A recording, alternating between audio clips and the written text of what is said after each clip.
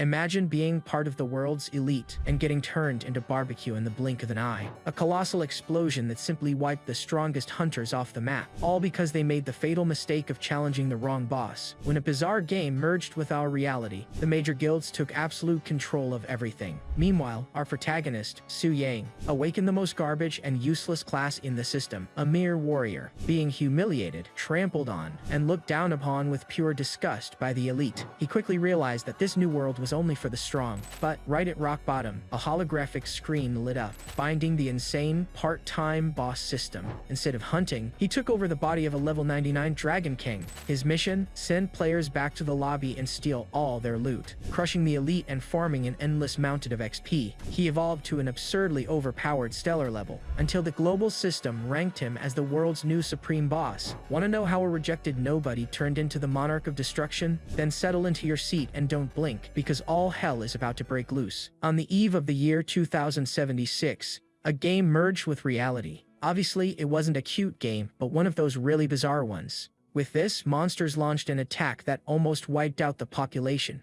But along with the destruction, miraculous divine talents emerged. That's when our troop of hunters stepped up to save the day. Right as the bat, they became huge stars who constantly needed to level up. And that is exactly where our story shifts to the Hunter's Plaza. Right in the middle of the crowd, we see a boy climbing the stairs looking completely defeated, showing pure disappointment.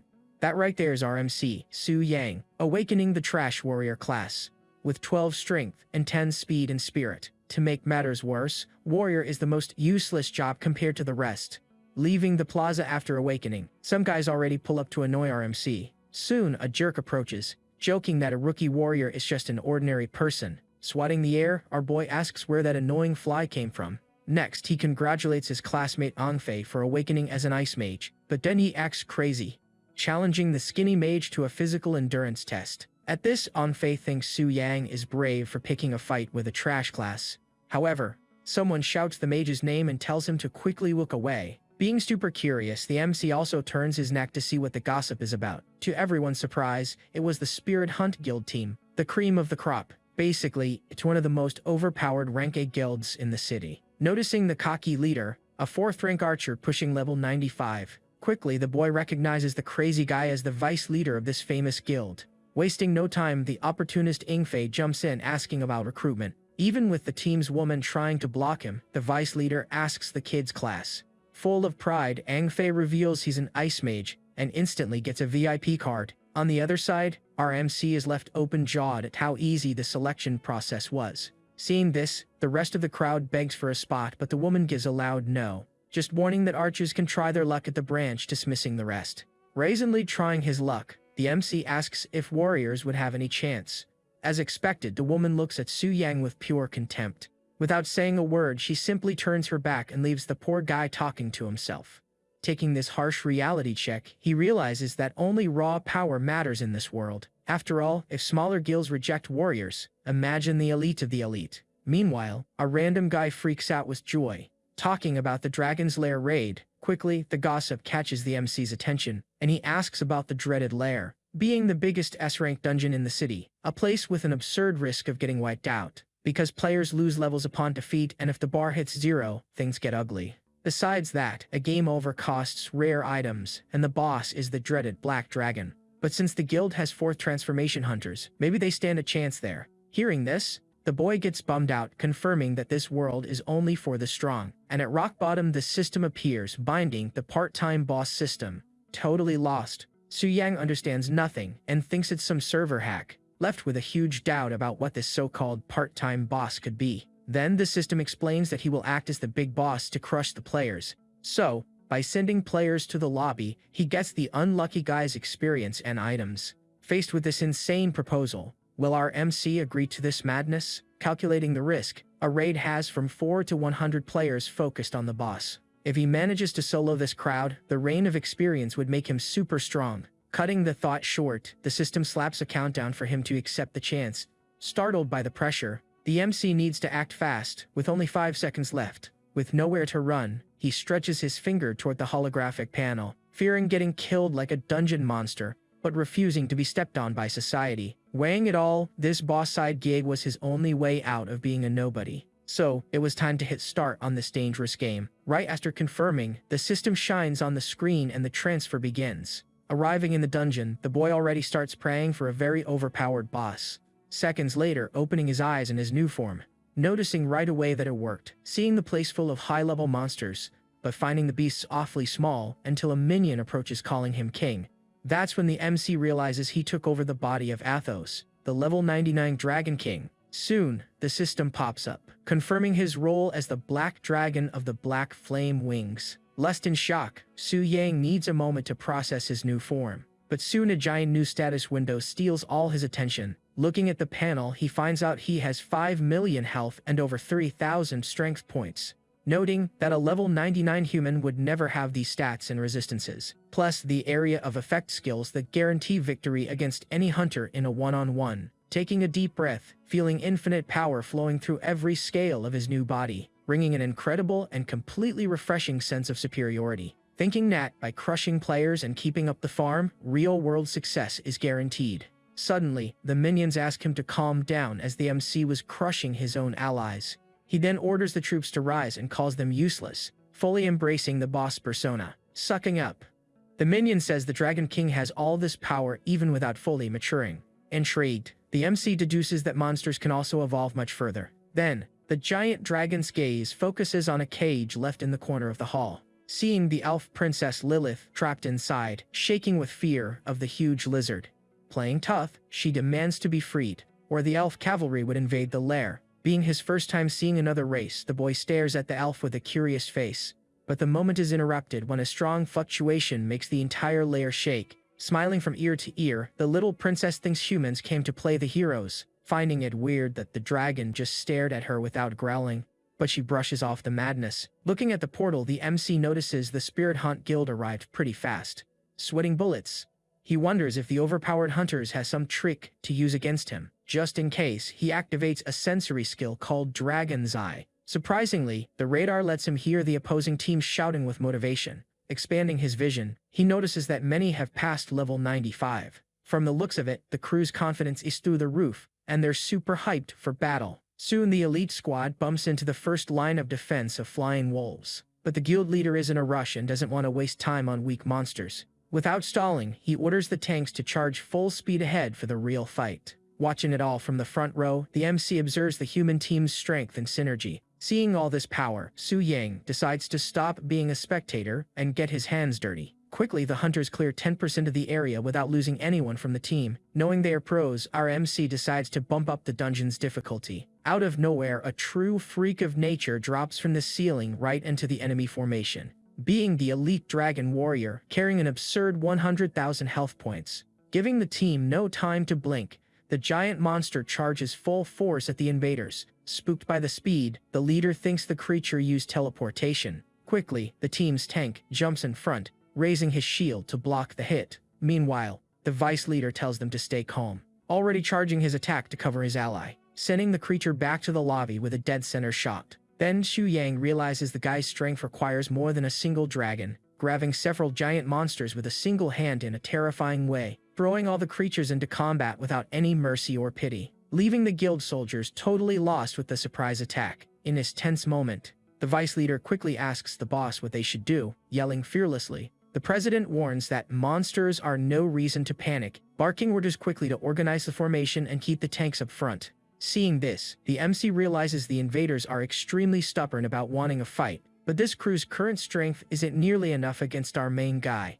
leaving the big question of whether they are hiding an ace up their sleeve. Right then, the boy notices the hunters changed their route in the dungeon, deciding to do a quick check to see what's so interesting over there. It being the location of the Dragon Slayer's heart, which nullifies this race's talents. Basically, the opposing team found the perfect way to counter the MC, running a serious risk of getting wiped out if the hunters grab that artifact. With all this flying movement, the elf needs to hold on tight so she doesn't fall, feeling completely confused by the huge lizard's sudden attitude. After all, he was bailing from the lair way ahead of schedule. Apparently, the humans were already super informed about the item's existence, flying really fast, knowing he can't let those wannabe heroes get there. Cutting the scene back to the perspective of the invader group. Complaining about the resource drain, the vice leader thinks they got scanned by the pavilion, but the guildmaster denies it, stating that the strategy cost an arm and a leg, warning that they are right next to the lair and any noise will wake the boss.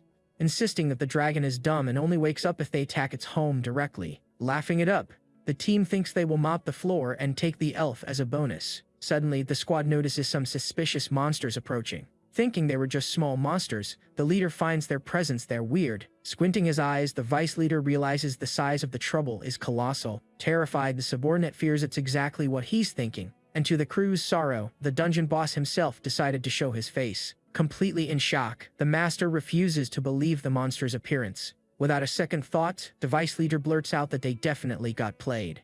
Desperate, a member asks if they are going to fight right there without the lifesaver item. Going into total panic, he immediately suggests waving the white flag and running away. Seeing the despair from above, our MC gears up to send everyone to the lobby.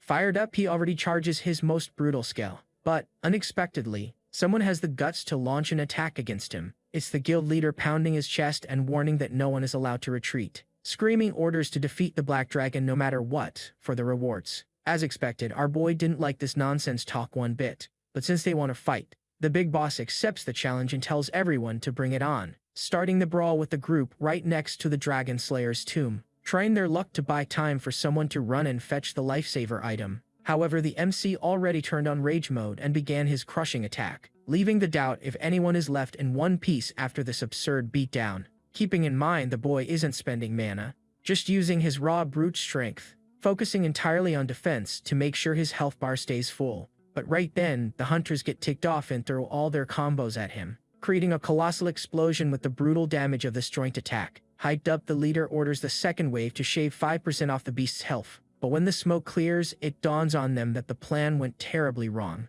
since all their strongest attacks combined dealt a mere 10,000 damage. Out of options, the leader tells everyone to hold on, thinking the boss wouldn't use heavy hits, so they keep attacking.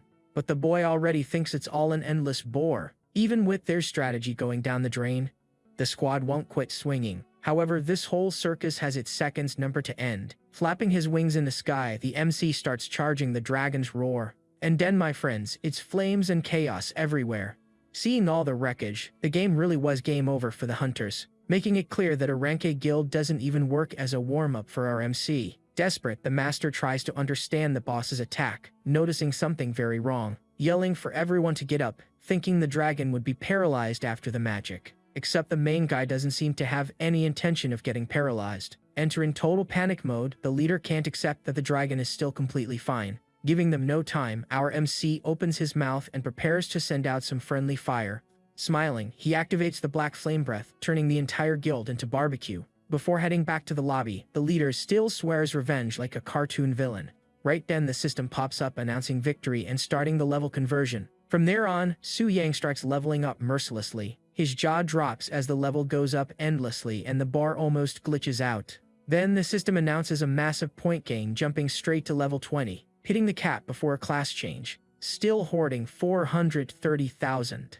Looking around, he spots the mountain of glowing items on the ground and notes the high level. They are super overpowered items with 3 diamond tier and the rest solid platinum. Even the vice leader's sick bow dropped, which will fetch good money if flipped. Totally thrilled, the boy keeps digging through the items like a kid in a toy store.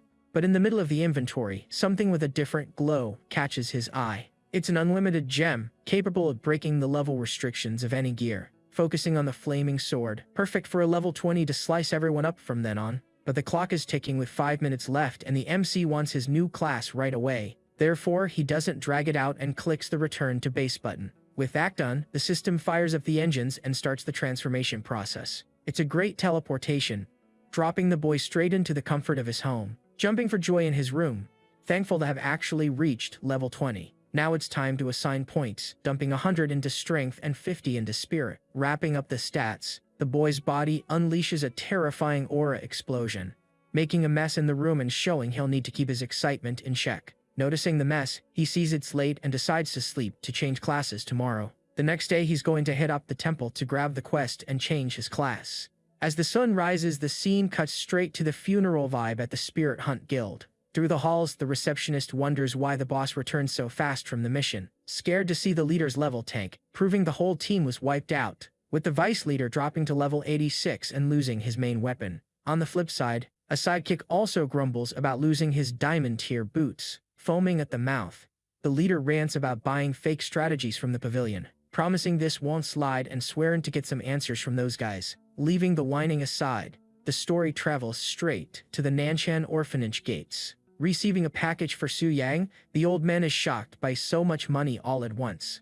As always, the boy sent a whole lot of stuff. Right then, a clumsy kid ends up bumping into the boxes, making the entire pile collapse right toward the poor little girl. Luckily, a mysterious hand appears out of nowhere to save her, which is, obviously, our beloved MC. Soon the kids run toward him, calling the boy their big brother. Curious, the old man asks about his power, and the MC reveals he made 60 million. Worried, the old guy tells him to be careful, but the boy promises he has it all under control. All because rookies tend to lose levels and get wiped out real fast if they mess up. Calming the old man down, the MC tells him to chill, claiming the monsters are obedient, saying his goodbyes to hit the temple for his class change, leaving the old guy totally confused. Arriving in the hall, he already hears gossip about the Spirit Hunt Guild's defeat. Walking around there, our boy keeps his ears open, listening to every single detail. Apparently, the guild only fought the dragon because they bought insider info, leaked by the pavilion, raising the question if they're gonna raid the dungeon themselves. Just then,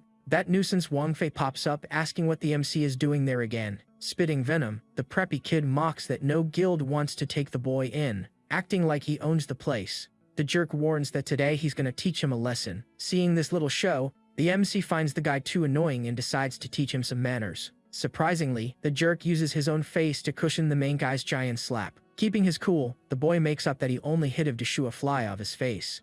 With that gentle touch, our boy shaves off 5% of the crazy guy's health. Flexing a bit, Su Yang points out there are also little flies on each of the goons' faces. Quickly, the guys run away from there, screaming that they got the message loud and clear. Right at that moment, someone appears behind the MC, clapping at the scene. It's a temple guide praising the boy and offering to lend him a hand. Wasting no time, he reveals he wants to change classes, and the lady asks him to follow her. On the inside, the guide tries to guess if the rookie kid is from some important family. After all, she had never seen such a young prodigy stepping foot in that place.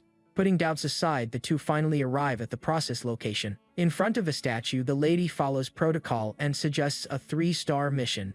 However, our stubborn guy refuses the easy way out and aims straight for a 4-star. Trying to talk some sense, the guide warns that level 4 challenges are difficult. Nodding his head, the MC pretends he absorbed the warning perfectly. From the looks of it, the class change demands a pretty complicated practical exam. Soon the quest panel pops up on the screen, even showing a 5-star option.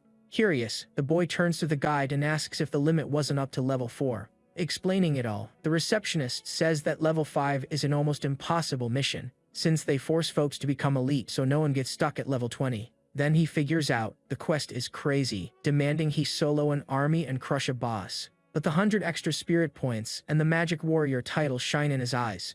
Giving her 2 cents again, the lady insists the 3-star mission is the safest. Thanking her for the tip, the boy gets a smile from the guide doing her job. The problem is, the poor girl has no idea the madman picked the 5-star mission. That being said, our main guy has exactly 72 hours to clean up the mess.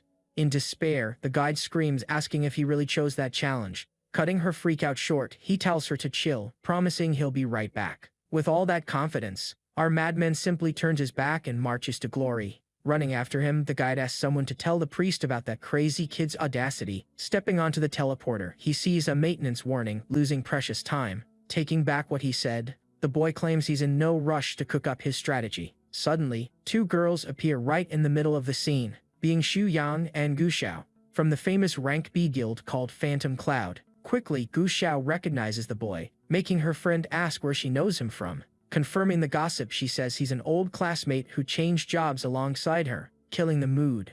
The loudspeaker announces that the portal is now cleared for use. Scared, the girl notices the dangerous destination the MC picked, but it was too late. Without a second thought, our adventurer walks through the dimensional rift. Barely giving him time to breathe, a rabid wolf already leaps full force right at him. But our boy is smelling that fresh XP, pulling off a last-second dodge. Totally surprised, the MC admits he wasn't expecting such a warm welcome. In the blink of an eye, the beast already chains another fatal strike with its incredible speed. However, it's obvious the main guy didn't go into the fight empty-handed. Being clever, he sold a good chunk of the loot, but kept some little gifts up his sleeve. By normal logic, his level wouldn't handle the weapon, but he used that blessed special gem. spending a mountain of stones on the workaround, leaving only 60 million in his wallet. Taking the loss, he figures he'll make the cash back by selling the bow to its original owner. Mocking in the middle of the brawl, the smart Alec activated a protection barrier scroll. Before the shield gets destroyed, the slit guy deactivates the magic on his own. Right after that, happily sliding his blade across the faces of all the monsters in the area,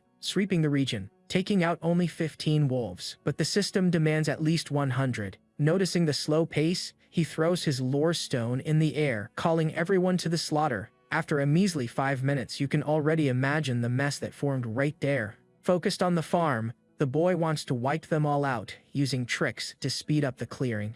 When the herd pounces, he snaps his fingers, activating the Baptism of Flame scroll, full of swagger, promising to wipe the map in one fell swoop to settle the whole deal. With a bizarre amount of beasts, he resorts to his infinite stash of scrolls. At that moment, other teams in the jungle can't understand that whole firework festival. With monsters being hard to find, a hunter comments that the only beast flew right by. Connecting the dots, one hunter figures out that some punk activated a lore stone. Boiling with rage, the group heads to the explosions to demand answers from the jerk, but hitting the brakes on their anger, they wonder if it's really worth starting trouble. Seeing the damage, the team concludes, the magic is the work of a level 30+ mage. Soon, common sense speaks louder, with one making an excuse and deciding to come back another day. After a while, the MC finishes the heavy cleaning, leaving only the boss to crush. Scoffing, the boy finds the 5-star mission easy even though he cheated a little bit. Later on, Su Yang clocks in straight at the supreme boss's lair, the dreaded Alpha Wolf King.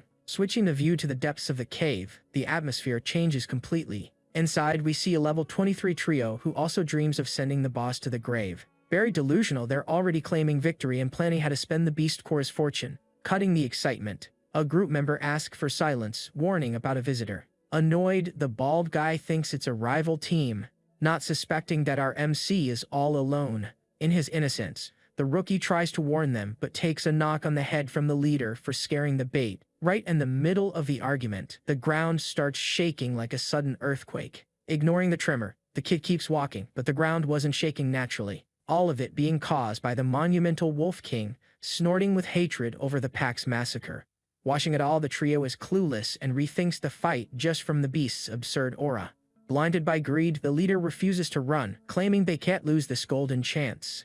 At that exact moment, though, he feels an absurd gust of wind slicing through the air. Taking a good look, it's simply our MC spinning and laying the smackdown with his sword. Believe it or not, that was all he needed to beat the super strong boss. Right after that, grabbing the crystal core that the chubby guy wanted so badly. With that, the MC decides to head back home like nothing ever happened. In a last attempt, the chubby guy walks up and shamelessly asks for the item, but our boy points his sword, remembering who tried to use him as bait.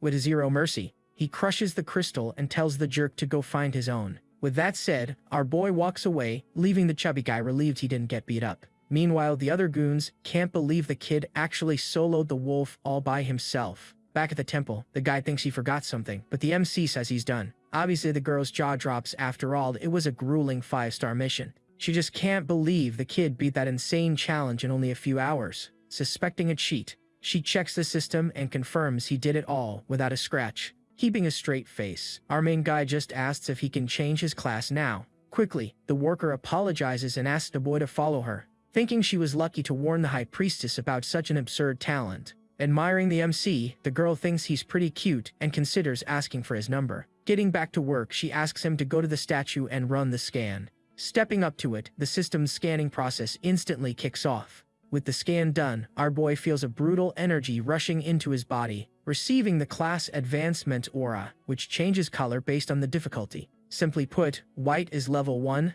green is 2, blue is 3, and purple means 4 stars, earning the 5-star orange aura, granting a 25% boost to his stats. Raising his cap, he uses his saved experience and jumps straight to level 34. Wasting no time, he spends 210 stat points and gets super overpowered. Wrapping it up, the system hands over an epic book teaching the magic blade technique. It basically turns pure magic energy into a solid weapon for combat. Always in a rush, the boy tests out his incredible new skill right away, controlling the power with his mind. The weapon changes shape in combat and can even evolve. Grinning from ear to ear, Xu Yang thinks the 5-star mission was totally worth it. Congratulating the kid, The guide hears him ask for the extra perks she promised earlier. The worker quickly tries to check the rewards, but someone says there's no need. Surprising everyone, the High Priestess shows up, fully flaunting her massive blessings. Named by Ling, the beauty herself makes sure to explain the VIP perks. Taking a bow, the guide accepts she lost any chance she had with the handsome guy. Mentioning that this isn't the best spot, Bai says she's taking him to the VIP room. Staying super chill, our main guy just agrees with the beautiful lady's idea. In the blink of an eye, a massive teleportation spell pops up right behind him. Instantly, the boy appears straight in the VIP room right next to the gorgeous priestess.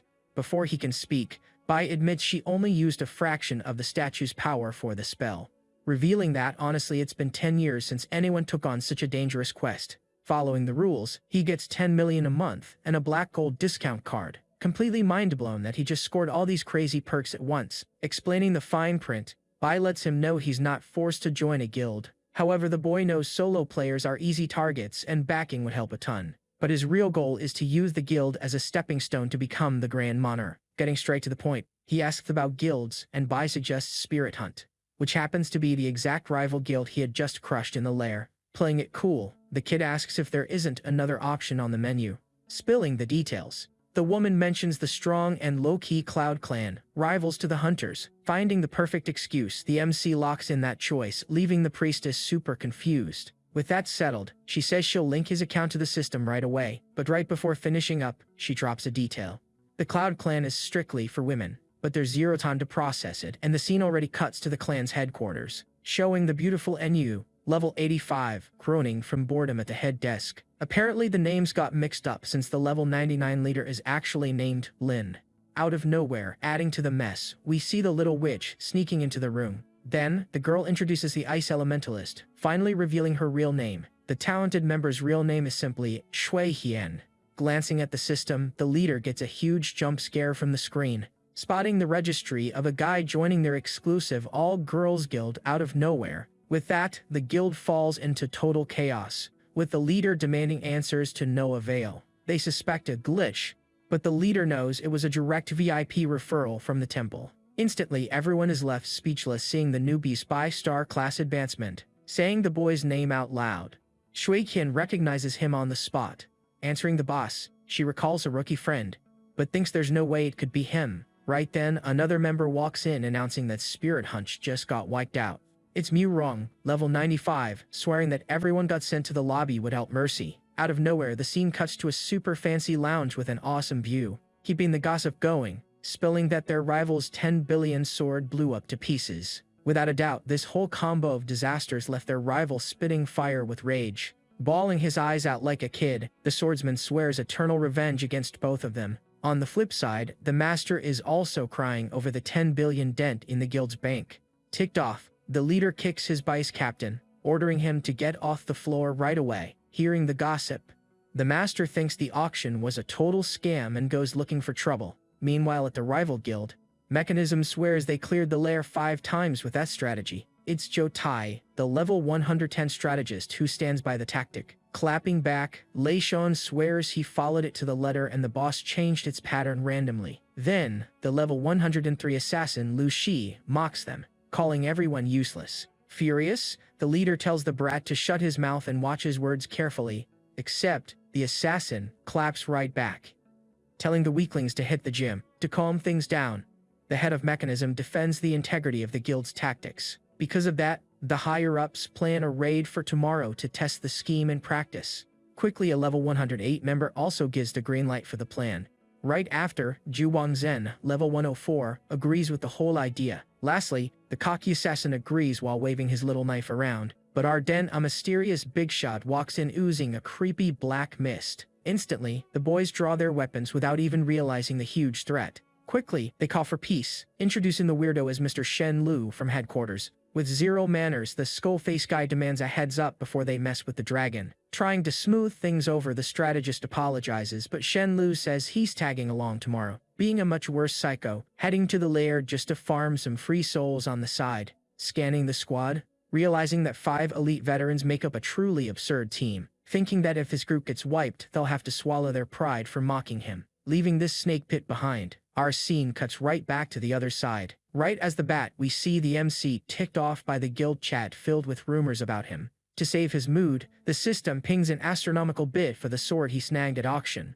Hearing that, our sly boy wastes no time and pops open the tab to check his balance, confirming the rumor with a force 14 billion, an amount he accepts right on the spot. Thanks to his card's perks, he skips the fees and walks away with almost 15 billion. Swimming in cash, he decides to take a breather, eagerly waiting for his next gig. Right as the clock strikes 7 in the morning, the real action finally kicks off. Then the system wakes the MC up, pinging that his side gauge cooldown is over. Wasting zero time, our boy hops out of bed fully pumped and ready to go. Taking a quick look, he can already see exactly who he's going up against today.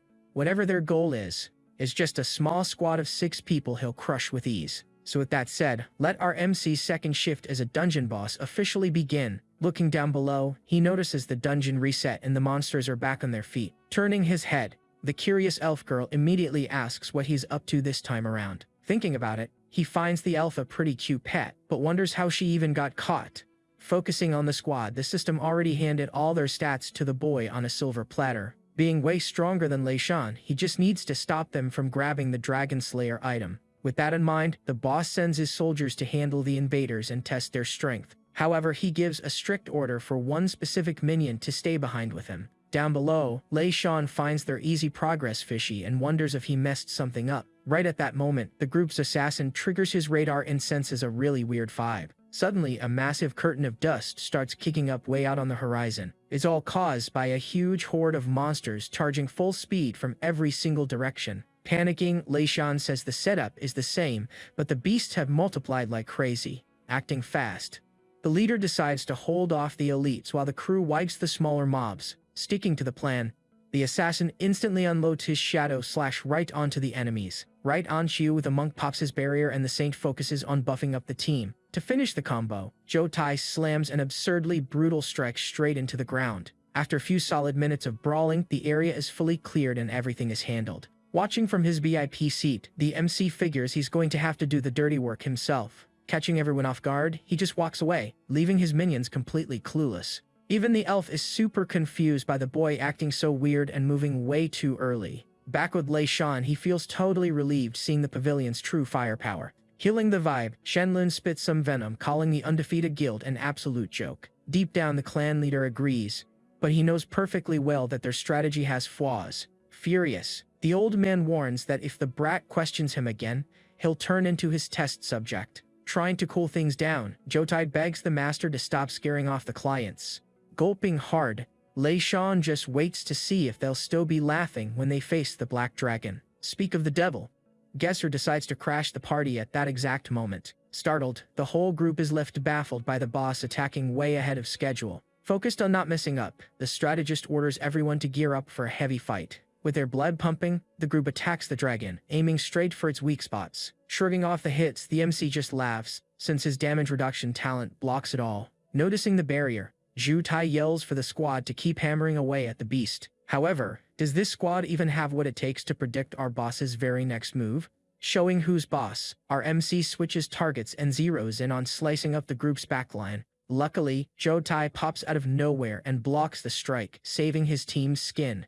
Taking advantage of the opening, the Shadow Assassin instantly triggers his special move. Surprising everyone, Lucy actually manages to deal some solid damage with his Shadow Thrust. Only catch is, the poor assassin almost got sent to the lobby from the nasty counterattack.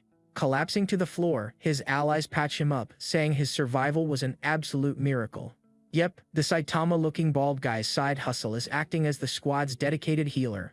Puzzled, the leader wonders why the dragon fired off a special move so early in the brawl, sparking a huge mystery, but our MC isn't giving them a single second to catch their breath. Hovering above, the MC figures that barrier is their final trump card and they'll drop dead soon. Worried sick, Jotai warns that the dragon is smart and is picking apart their weaknesses. Tired of just watching, the old guy stands up whining that he's gonna have to carry the squad. Wasting no time, the geezer immediately begins channeling a dark necromancy spell. Proving you fight fire with fire, he decides to summon another giant freak of nature. Believe it or not, the crazy guy pulled a second dragon right out of his hat for the arena, leaving the big question of whether this newly summoned beast can actually stand up to the MC. Full of swagger, Shenlun gives the green light for his pet dragon to charge full throttle. Right after that, the epic clash of titans finally explodes. Showing off his sharp reflexes, the MC is the very first to land a heavy blow on the creature. From the sheer force of the impact, the enemy beast gets sent flying straight backward. Catching its balance, the zombie dragon doesn't back down and charges up its own skill. To match the energy, our MC instantly fires back with his brutal breath of annihilation. Immediately, the clash of pure power sets off a colossal explosion across the whole area, leaving the team totally shocked to see the summon actually going toe-to-toe with the boss. Scanning the fight, the boy notes the enemy's strength, but he hasn't even used half his power yet. Deciding to end it right there, he fires another blast and sends the enemy straight back to the lobby, totally disappointed. Our main guy admits he was expecting way more from that creature, but hold your horses because it looks like this showdown isn't over just yet. In a wild surprise attack, the dragon's corpse manages to grab our boy's foot. Smirking, Shenlun thinks it's hilarious the boss actually thought the fight was already over. Giving absolutely zero time to react, the beast starts charging a point-blank blast, landing a direct hit, wiping a massive 59,000 damage off our MC's health bar. To make matters worse, the dragon keeps attacking, draining nearly 20% of the boss's HP. Seeing things go south, the MC hits back fast, so he doesn't risk catching a one-way ticket to the lobby. Looking for an out, he flaps his giant wings and takes to the sky to catch a quick breather. Luckily, as he gains altitude, he spots a huge flaw. The zombie dragon has no idea how to fly. Seeing his pet get stuck on the ground, Shenlun tells his summon to start firing ranged attacks. Following the master's orders, the zombie dragon starts blasting fireballs straight into the sky. Laughing off the attempts from up high, he knows those shots won't ever connect from that distance. Plus, that leaves the old geezer summoner completely wide open down on the dungeon floor. Realizing he screwed up, Shenlun desperately calls his dragon back to protect him, but the old fool just walks straight into the nasty little trap our MC had waiting. Using the enemy's own momentum, the boss hurls the dead dragon right on top of its master. Thanks to pure luck and a high health pool, the old geezer somehow survived with 20% HP. Even so, the sheer damage from the impact was colossal and left the necromancer totally dazed. Swooping down to check out the damage up close, the boy keeps an eye on their movements. Then he notices the rest of the crew rushing in to try and save the squashed old man. Coughing up dust, the necromancer asks about the assassin, who should be back any minute now. Instantly it clicks for the MC, who realizes the assassin went off to steal the special item. Soon the squad cheers at some smoke on the horizon, thinking it's their buddy returning with the prize. However, our boy flashes a sarcastic smirk, knowing they're celebrating a little too early. After all, the one stepping out of the shadows is the minion he ordered to stay behind earlier. Approaching the boss, the minion reports he snatched the heart and finished his mission. Actually, our MC already planned to swipe the item the second that team set foot in the dungeon. Seeing this, Joe Tai goes into absolute shock as his brilliant plan goes completely down the drain. Dripping with confidence, our MC celebrates pulling off such a massive big brain move beforehand, but as soon as he touches the recovered item, a completely bizarre reaction triggers out of nowhere. A massive energy explodes, and the system announces the realm is about to undergo a crazy mutation. Rapidly, the dungeon's status skyrockets, jumping straight from Diamond Tier to the Stellar class, being so powerful that the shockwaves were felt all the way at the city's distant temple. Spooked, the priestess feels the aura leaking out, completely shocked by the real-world tremors. In that very moment, feeling that something truly colossal is about to go down, cutting the scene right back to the chaotic inside of the dungeon. Inside, the crew loses their minds, never imagining the dungeon would just randomly evolve. Then our MC fully morphs into the stellar tier black dragon known as Athos. Soon the system confirms he hit level 100, gaining massive stats and a brand new skill. Checking out his stats, the kid realizes he now has an absurd 6 million health points. It's the Infernal Prison skill, which instantly sends anyone who tries to escape straight to the lobby. Confused, our MC figures out that the Dragon Slayer's heart is what triggered his insane evolution. Piecing it together, that cursed item was nerfing the dragon, but now his true strength is back. Checking himself out, the kid admits he doesn't get it fully, but he's really digging the new power. Suddenly, the sound of someone approaching quickly catches our boy's attention. It's Lu Shi, super pissed off after flipping the whole tomb upside down without finding the item. But taking a closer look, he finally notices the absurd change in the MC's appearance, realizing, completely enraged, that the giant dragon himself is the one holding the heart. Right then, Ju Tai screams in pure panic, telling the idiot to fall back instantly. Full of ego, Lu Shi tells him to chill out. thinking the giant dragon is just way too slow for him. However, the worst human flaw is opening your mouth at the worst possible time to talk trash. And just like that, the cocky assassin gets sent straight to the lobby without an ounce of mercy. Seeing the grim situation, Jotai admits their small squad stands absolutely zero chance against the boss, meaning the only sensible option left for the group is to simply turn tail and run away. Despite how mad they are, fighting in these conditions would just be begging to get wiped out. Watching them run, our MC has absolutely no intention of letting those guys bail so easily. With that in mind, the gigantic dragon charges full speed right at the fleeing squad, making it clear they all got the memo and booked it, because that fight was already totally lost. However, mid-escape, one absolutely terrifying detail completely paralyzes the entire team. To everyone's absolute despair, the MC cut them off and fully blocked their only escape route. Wasting no time at all, our boy immediately pulls up, activating the Breath of Annihilation. Just as expected, nobody could tank that hit, and things got really ugly for the team. Out of hope, Jotai orders the squad to stash their gear inside the Infinite Ring. But Shenlu decides to play the hero, screaming that he's already beaten this boss 1,000 times, proving that some folks are just way too stubborn and don't know when to stop embarrassing themselves. Summoning his Cloud Legion, the old geezer goes right in to catch yet another beating. Brimmed with confidence, he orders every single one of his creatures to swarm the enemy. The problem is, our MC just uses a single swipe to send the majority straight to the lobby. Left standing in the arena, the summoned dragon tries to take another swing at Athos. No matter how hard the creature tries, our boy doesn't even feel a tickle from the blow. Punishing the sheer audacity, the MC just buries the monster's head straight into the dirt. Now, the only thing left to do is take out the trash and end the arrogant summoner for good. Even while getting clapped, Shenlu just laughs, threatening to keep coming back to eat his soul. In reality, Stellar Tier dungeons can't just be rerun that easily whenever you feel like it. To make it worse, the MC didn't plan on letting anyone escape, and those threats just doubled the sentence. Because of that, our main guy decides to test out his brand new overpowered skill, instantly casting the terrifying infernal prison right onto the battlefield. Just like the spell warned, anyone trapped inside gets sent straight to the grave without mercy. Thinking he was just being scary, the old man's empty threats actually cost him his ticket back home. In the meantime, Shenlu starts to feel the vibe shift and get genuinely terrifying. With his HP hitting absolute zero, the resurrection that was supposed to save his life simply fails, having his very soul destroyed by the magic. Shenlu is completely wiped from existence forever. Farming a solid 9 million XP, the kid hits level 40 and needs to change classes again. Sometime later, the guild squad spawns back safe and sound, sitting in a super tense silence. At that exact moment, the lobby doors swing wide open. A cleric comes running in, and Jotai immediately asks about Master Shen. Panicking, the guy announces that the master's data completely vanished from the system, catching absolutely everyone off guard with this deeply shocking piece of news, leaving them in total disbelief over how the boss bypassed the system and permanently erased the guy. But how do you even explain to them that the overpowered beast was just our MC in disguise? Leaving Jotai fully traumatized, having no clue the old man only got wiped for talking too much trash.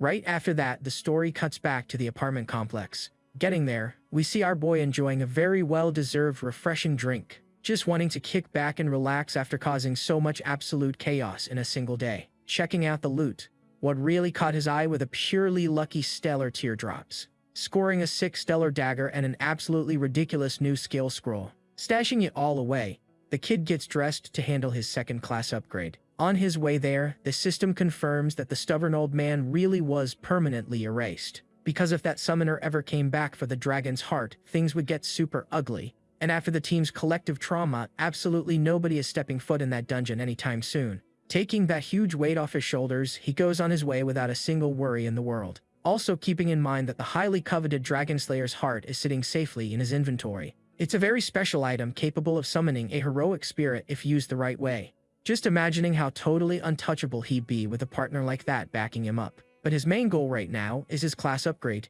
and he needs to slay the Black Dragon to get it. With that, the scene cuts to the gorgeous priestess Bai Ling, fully loaded with blessings. Smiling, the saint welcomes Su Yang, saying she's been eagerly waiting for him. Feeling a bit suspicious, he asks exactly how she knew he was coming. Turning up the charm, she explains that the statue alerted her about her favorite VIP client. Without dragging it out, the system announces the kid accepted the insane 5-star challenge, having to entirely solo the dungeon and crush the final boss in under 3 minutes.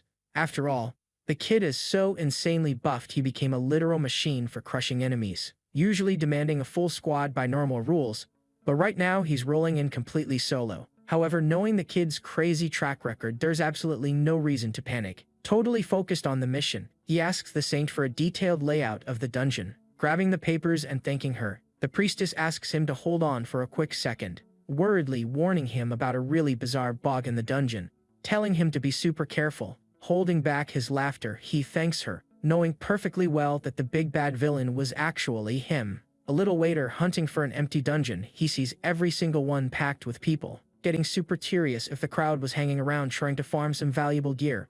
Double-checking the final map, he spots the exact entrance he needs right in front of his face. Seeing an annoying line out the door, he just decides he's gonna enter that one anyway. To his absolute surprise, the whole place was loaded with plenty of familiar faces. Right off the bat, he recognizes Shui Qian from the Cloud Clan chilling in the waiting area, and totally killing the vibe that annoying guy Engfei was also there making an appearance. Scanning the crowd, his eyes land right on the girl from the Phantom Rain Guild. With everyone holding on to some old beef, the chances of this ending in a massive brawl are sky high. Because our MC isn't giving up his spot, so they either step aside or he's laying the smackdown. Then, the camera focuses on some chubby creep trying his luck and hitting on Xiaotheng. Before he can even finish his cheesy pickup line, a whip cracks right across his face. It's the fierce Rilon wielding the whip, repping the Phantom Rain squad. Trying to play the tough guy, Engfei says he's not afraid of third-class trash. Introducing his totally bizarre partner, an exotic-looking dude named Leeson. Striking a cocky pose, Leeson claims that whoever throws the hardest punch runs the place. Knowing the girls on her team are rookies, Rylan fears they might get beat up. Because of that, going on the offensive might not be the best move for the group. Right at that moment, our beloved MC arrives on the scene. Seeing that physical strength rules there, the boy decides to join the fun. Smiling with relief at seeing the boy, Shui quickly tenses up at the enemy's size. On the flip side, Engfei immediately scowls the second he lays eyes on the MC. Wasting no time, the rival taunts him, asking if he's going to step up to the big guy, completely ignoring the jerk. Su Yang walks right past him to greet Shui Qian. Curious about the scene, Rylan asks, confirming that the two were from the same class. Shocked by his guts, she warns him of the danger, but the MC says he needs to go in. Confused, the warrior doesn't get how he already reached level 40 so incredibly fast. Then, that annoying Engfei tries to challenge our hero even though he's only level 10. Finding the rival's low level great, the MC knows he can hit him without wiping him out. Suddenly, just a very quick wave of the hand is made, sending the cheeky little mosquito flying far away just like a kite. And with that simple little joke, the kid's HP hits 0 in the blink of an eye, leaving the doubt if the boy was spinning his dagger, but everything pointed to yes. Furious at the scene, the big guy charges full throttle right at our hero. As expected, this attempt at a surprise attack fails miserably. Without losing momentum, the brute immediately pulls out his massive flaming sword. Calling the rival team's girl to the fight, the MC wants to settle it all at once. Apparently she even liked the idea, finding his attitude pretty bold and cocky. Next, she suggests a truce to the big guy so they can teach the boy a lesson together. Closing the deal fast, the two furiously charge right at our hero. Right at the bat, the brute unleashes an insane combo of punches on the boy. Seeing the MC's smooth dodges, the guy gets desperate and turns his fist into a lion. To everyone's surprise, the punk actually manages to land a solid hit this time. However, it's very clear that the blow didn't even tickle our hero. Returning the favor with a heavy strike, the boy sends the crazy guy flying far away, keeping in mind that meanwhile, the warrior villain is also in the mix. Luckily, the crystal shield was already activated, preventing a blindside attack. Noticing the advanced gear, Rylan sees her attack didn't even scratch his defense HP. Right in that tense moment, a mysterious explosion steals both of their attention. From the looks of it, the big guy survived and now respawns, huffing with pure rage, exhausting the MC's patience, who had already warned that he was racing against the clock. Catching the enemy off guard, who wasn't expecting such a fast and aggressive reaction. Barely able to stand, the brute gets launched through the air all over again. Wanting to speed things up, Su Yang asks if the girls still want to keep fighting. Quickly, Rylan backs off, saying it was just a test and asking to call it quits. Being the perfect answer, the boy avoids making things worse with the allied guilds. Apologizing to their boss, he drops the ultimatum that the dungeon is already claimed. Then, the system alerts that the boy just stepped into the dreaded cave of suffering. Thinking about it, aside from the dragon's lair, Our hero has only entered 2 dungeons. Strolling through the place, he spots an isolated monster way too relaxed for the challenge. However, it's best not to question the story's plot, so the show goes on without breaks. Just ahead, the attacking goblin achieves the incredible feat of completely missing his arrow, acting merely as a cheap distraction for another monster to sneak up from behind. Showing off a cool strategy, the only problem was trying to use it on the MC. Showing no mercy, the boy grabs one of the monsters and throws it, bowling over the other. Right Esther's about to Tation lets swords power and sending both of them straight back to the lobby. Putting the weapon away, noting that the dungeon's surprises were only just beginning. Until then, he used brute force. But he'd need skills against much tougher enemies. So, he decides to use the favorable environment to practice his demonic blade, following the path totally focused even though he felt several curious eyes watching him. But he barely takes 100 steps and already faces another round of surprise attacks. Then, the attackers smash face first into the aura shield created by our boy, and proving his versatility, he instantly morphs that same aura into a giant hammer, wasting no time, dropping the hammer and finishing off the monsters in the blink of an eye. But the party doesn't end there, because there were way more monsters waiting to be slaughtered, proving he has great reflexes.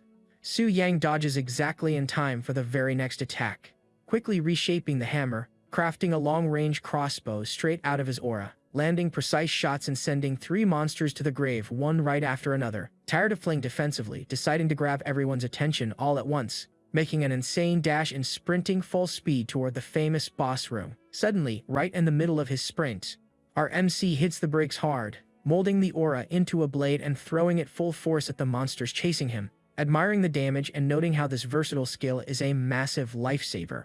At that exact moment, the dreaded dungeon boss decides to wake up from its slumber. Appearing right in front of him is a majestic and terrifying level 40 ice tiger. Full of arrogance, the monster drops that classic speech about invading its territory, quickly realizing it was just a mindless NPC absolutely perfect for testing out his techniques. Charging confidently at the hero, but the tactic doesn't yield the expected result. With zero ceremony, our MC slices the big beast into several pieces like a puzzle, taking just a single strike to defeat the creature and clear the challenge in record time, walking out with a huge smile, super satisfied to successfully wrap up the mission. Outside, he sees the girls hiding in a panic, but Rillen quickly changes the subject, with their jaws dropped over him, clearing the whole place in under 5 minutes. Sometime later, our hero finishes off the boss of the second dungeon required by the quest. With the job done, the system announces the transition was completed with flying colors.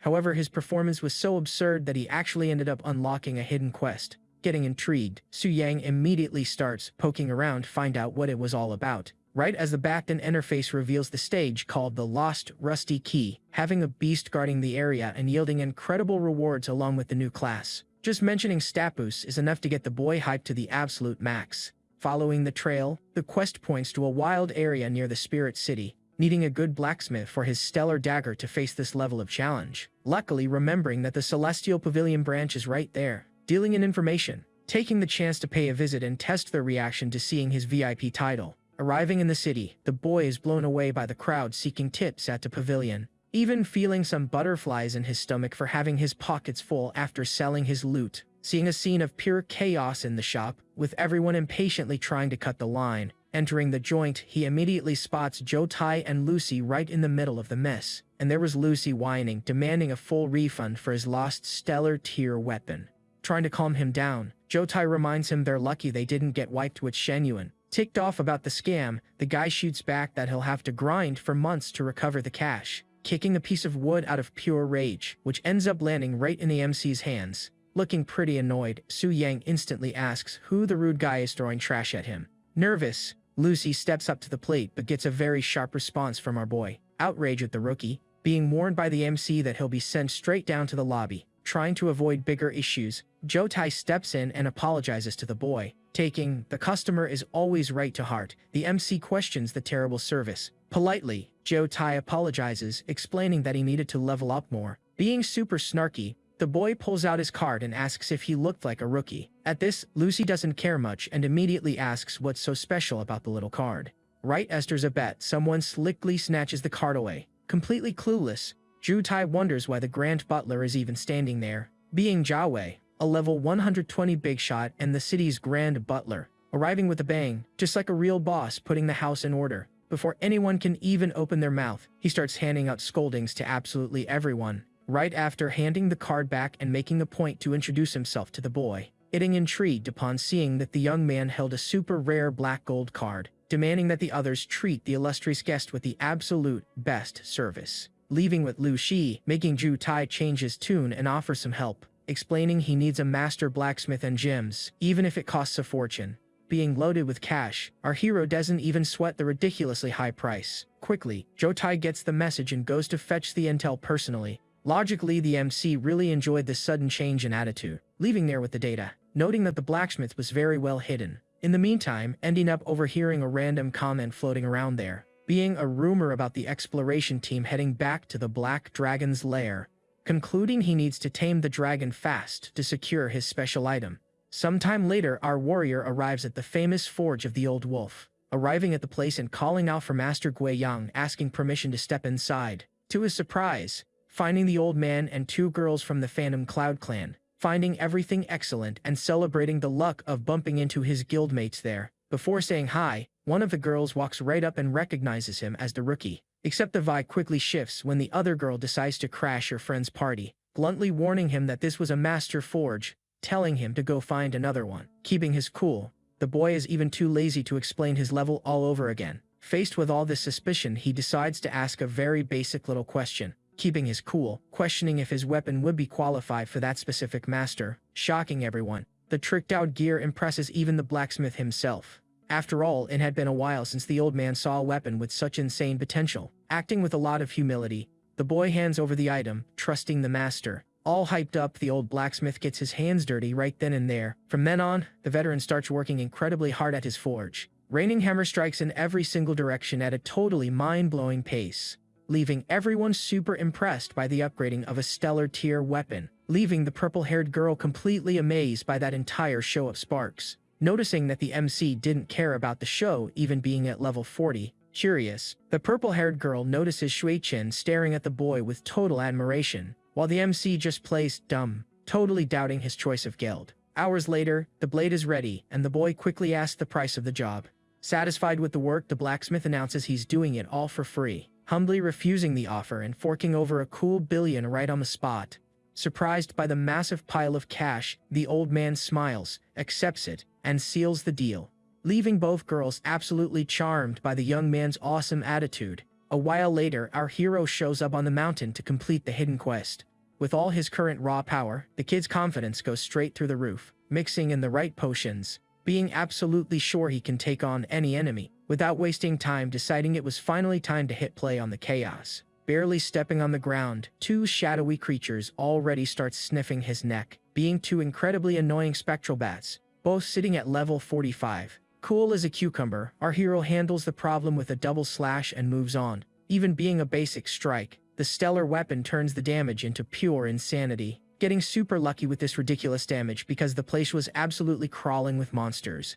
With no patience to clear the map the right way, deciding to just cheat the system. From then on, turning into an absolute show of explosions and lights in every direction, quickly arriving at the boss's cave knowing the creature was over level 50, leaving only the question if the giant monster could actually tank his heavy hits in practice. Without a second thought, kicking the door down and heading straight inside. The second he steps through the entrance, starting to scan the room very carefully, getting caught totally off guard right away upon seeing the boss's bizarre true form, because instead of a classic monster, the beast completely broke the game's usual standards, turning out to be a hideous mutant beast that looked like it crawled right out of the sewer, totally confident, saying he was going to prep, but already sprinting like a madman to attack, riding the momentum, burying the blade in the beast's forehead and dealing 52,000 damage, applying the spectral mark which burns mana but boosts damage by 300%. Since a bad weed never dies, the beast stays on its feet and immediately tries to hit the boy back, with cat-like reflexes,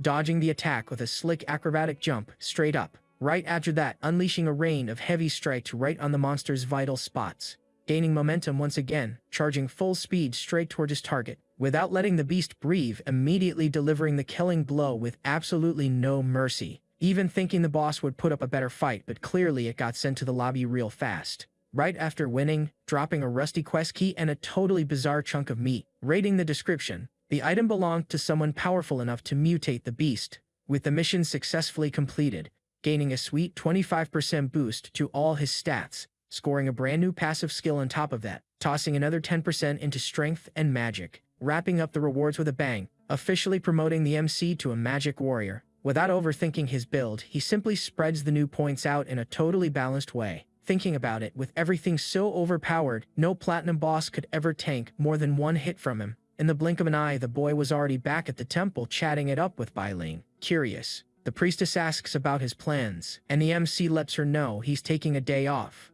But his break was just swinging by the pavilion and gearing up to hunt down the black dragon. In another scene, the butler orders Joe Tai to take 30 strong men straight to the dungeon to calm the team down, announcing that everyone will get a ring that prevents a trip to the lobby. Knowing that ring costs a fortune, showing the bosses want the lair at absolutely any cost. Confirming the plan, the big shot says he'd solo the dragon himself if he were just a bit younger. The problem is, out of nowhere, someone kicks the door down saying to leave the dragon alone, leaving everyone in the room completely in shock as they recognize the nosy intruder. Being the majestic Lulin, the boss's daughter at level 130, an absolute legend, nobody in the room imagined the heiress would just pop up out of nowhere, leaving everyone totally speechless. Except, the girl seemed a bit crazy in the head, going to literally sit on thin air. But a bodyguard quickly pulls up a chair, and Lulin strictly bans any raid on the lair. Trying to play the tough guy, the butler questions it, but quickly backs down feeling her pressure, ending the discussion and leaving, demanding all the dragon reports and a very luxurious room. Meanwhile, Lucy was still in shock, unable to believe that the little princess was actually standing right there, being crazy, overpowered, and a member of the Beast Tamers Association, something highly respected, wanting to put the dragon on a leash, aiming to become the strongest tamer on the entire continent. Faced with that, the butler yells that nobody should steal her kill, or things will get really ugly. Trying to speed up the order, Jotai finds out the MC already bought the very last guide, thinking it was premeditated. The butler doubts him, wondering if they should ask for the book back. Promptly, Jia Yu forbids offending a VIP client over such a petty little reason. With that, the scene cuts straight back to the comfort of our MC's own home, reading his new 5 billion book, really hoping the crazy investment pays off in the end. Flipping through the pages, finally finding the juicy details about the Black Dragon. Analyzing it all, the boy notices that his damage reduction doesn't even show up in the guide. Checking records, there was one in the northwest, having another one up for grabs in the central region, plus one more totally lost way down in the southeast, leaving only the exact dragon the MC wants since 2 have already been wiped out, surviving because it's at the radiant moon level, making the boy dig for more details.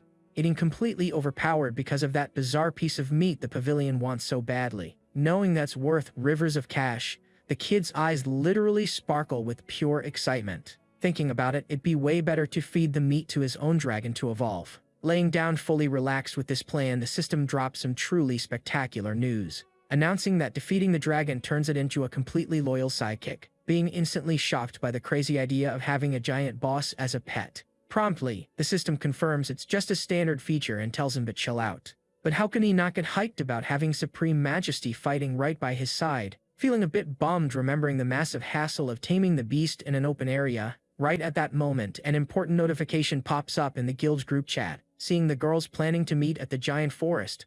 The absolute perfect farming spot, wasting no time, dropping a very direct, "I'm in," straight into the team chat. Initially not understanding his pushy attitude, they eventually end up accepting his company, or rather, totally rejecting him, sparking a massive uproar of pure indignation, turning into an absolute mess in the chat, with opinions completely split about the boy. Stepping into the mess, Anu warns of the danger, but the MC confirms he's ready. Changing the scenery, the scene cuts right to the imposing advanced class temple, with Lei Shan at level 99, needing to go precisely to the giant forest, leaving the Spirit Clan on edge since the difficulty over there bordered on the impossible. However, knowing the Cloud Clan would also go, Lei Shan cooks up a really dirty plan, suggesting they send their rivals to the lobby and just steal their territorial ticket, totally forgetting the MC will be playing bodyguard and the headache will be absolutely massive.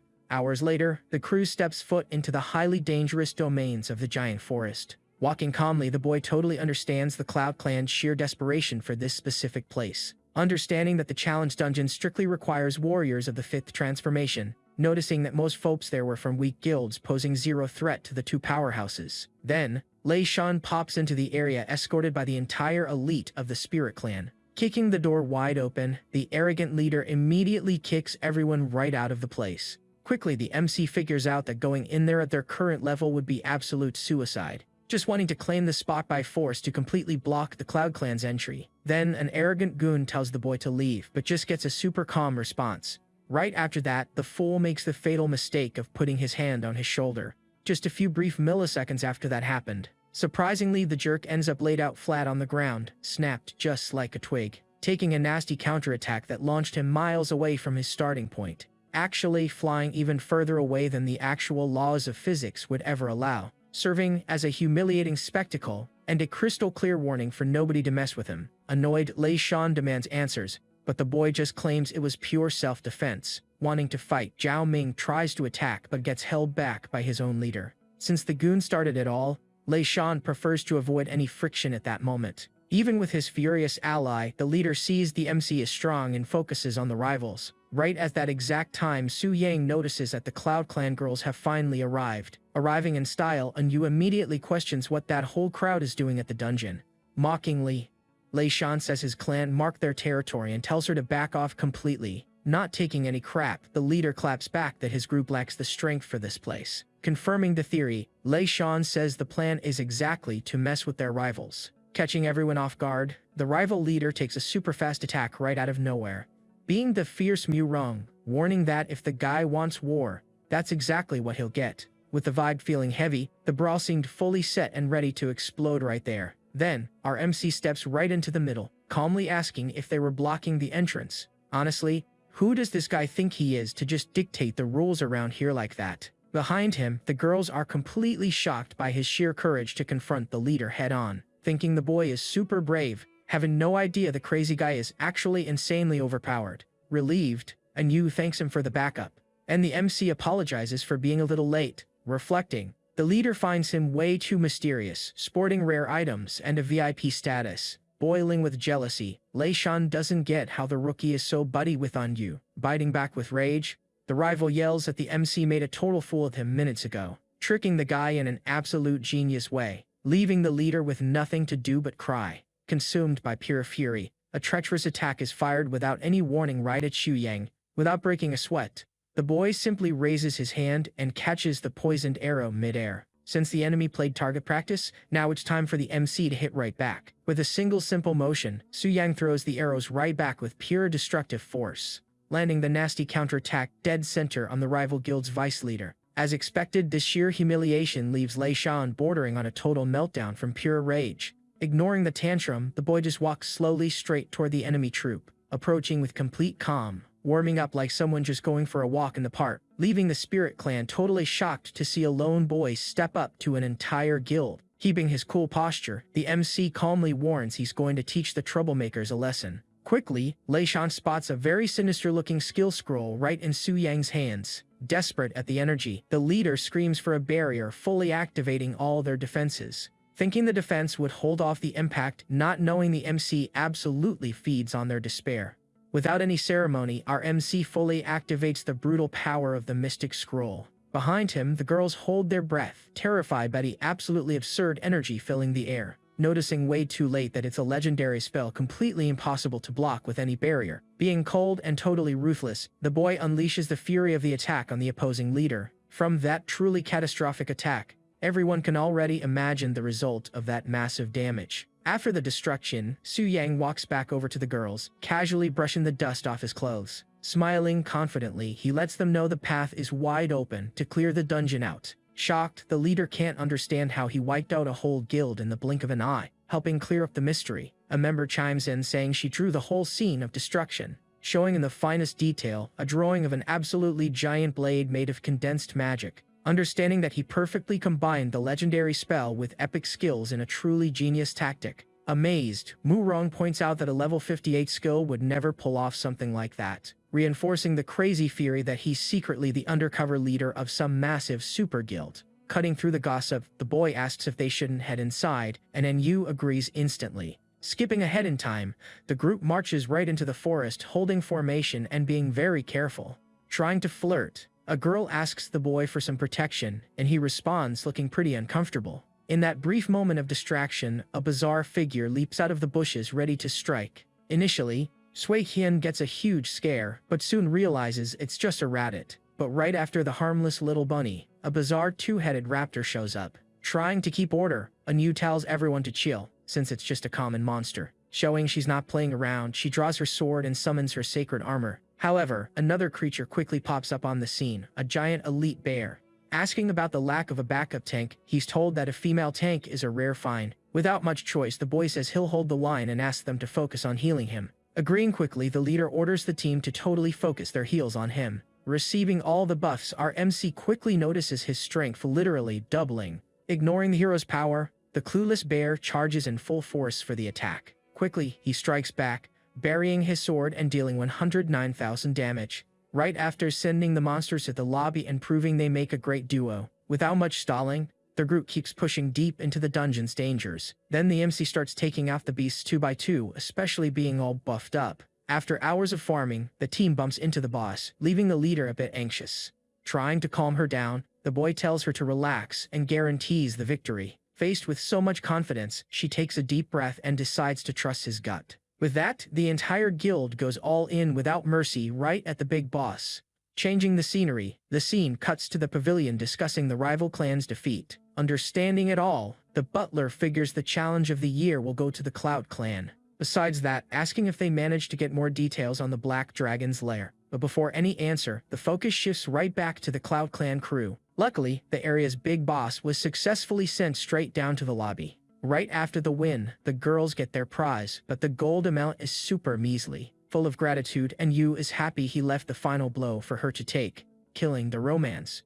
The other girls come over showering the boy with compliments. Watching from afar, Murong can't believe how emotional her teammates are. Wanting to reward the MC, and Yu offers items but he refuses with a full inventory. Super hyped. The girls celebrate the materials they got for their leader to level up. Full of hope, they corner the boy to see if he's going to show up at the party. Right then, the system pings warning about a new invader, asking for a connection. Given a quick excuse, the boy apologizes and runs off due to an emergency. A short time later in the dragon's lair, the boy's consciousness awakens inside the beast, looking at the invader, realizing it's a crazy elf with the guts to come all alone, being the mage Carl Lawrence, flaunting an absurd level 140 in the area. Scanning the enemy, Su Yang sends his elite monsters to test the waters. Meanwhile, someone shows up screaming that they'll smash the elf's face in, being his minions swearing to sacrifice the invader in the name of Lord Athos. Finding the situation funny, the elf laughs mockingly for finally learning the beast's name. Showing zero mercy, the mage shreds the MC's minions without breaking a sweat. To the arrogant guy, those beasts were trash, thinking the dragon would be the exact same. However, the preppy guy gets grossed out by the creature's blood and throws a fit. Jokes aside, the elf is tough, summoning a colossal giant with just a snap of his fingers. Seeing the trouble, the MC sweats bullets, noticing the level 95 monsters getting dropped. Searching his memory, remembering the elf princess Lilith, and thinking of using her there. Funnily enough, looking at the hostage in the corner, he sees her sleeping like a log. Since time is short, the dragon gives a little shake to wake the girl up with a jump scare. Waking up a bit groggy, the elf blinks and asks who could be calling her name. Cutting the cuteness, the dragon speaks with a deep voice and asks if she's really the elf princess. Noticing the girl's shock at hearing him speak, the dragon says that doesn't matter right now. Stubbornly, the elf puts her foot down and finds it impossible for the dumb beast to turn into a talking genius. Completely freaking out upon realizing the giant beast heard all her private venting. With zero patience for drama, the MC threatens to eat the girl just to give her a good scare. Shaking a lot, she finally reveals she's Lilith, the sixth daughter of Queen Sivalea. Remembering the guides, the boy realizes he picked a fight with the supreme ruler, trying to change the subject, letting her know her people came to rescue her in the dungeon. However, the girl's smile vanishes upon finding out the identity of the rescue leader. Noticing her anger, the boy turns on gossip mode to find out what Lawrence did wrong, venting that the elf is a scumbag from the strongest family in the entire Elven Kingdom. Feeling bad, but joking that he's still thinking about handing the princess over as a gift. Desperate, Lilith begs for help and promises to reveal the terrible mage's weak spot, accepting the deal on the spot, since he was just messing around and trying to scare her anyway. Sticking to the deal, the elf explains the enemy's bloodline are masters of the mystic arts. The catch being that elves are fragile and rely on an overpowered magic barrier. Bummed out, the girl fears defeat, but the MC tells her to have a little more faith in him. Thinking it over, the final trump card would be eating the rotten meat to level up massively. Besides that, his current scaled armor looked super cool, but it was just for show. Out of nowhere, having the brilliant idea to use his human gear in his beast form. In the middle of this, Lilith breaks the silence and begs to be freed so she can run away. But, looking to the side, the girl realizes the dragon had already vanished from the map. In reality, he was still right there, just testing out his brand new stealthy shadow form. Not understanding the stealth mechanics, the elf thinks the giant reptile bailed on her. Playing with the system, the boy equipped his human weapon and blended into the shadows. And with his shared human stats, the dragon became strong enough for absolutely anything.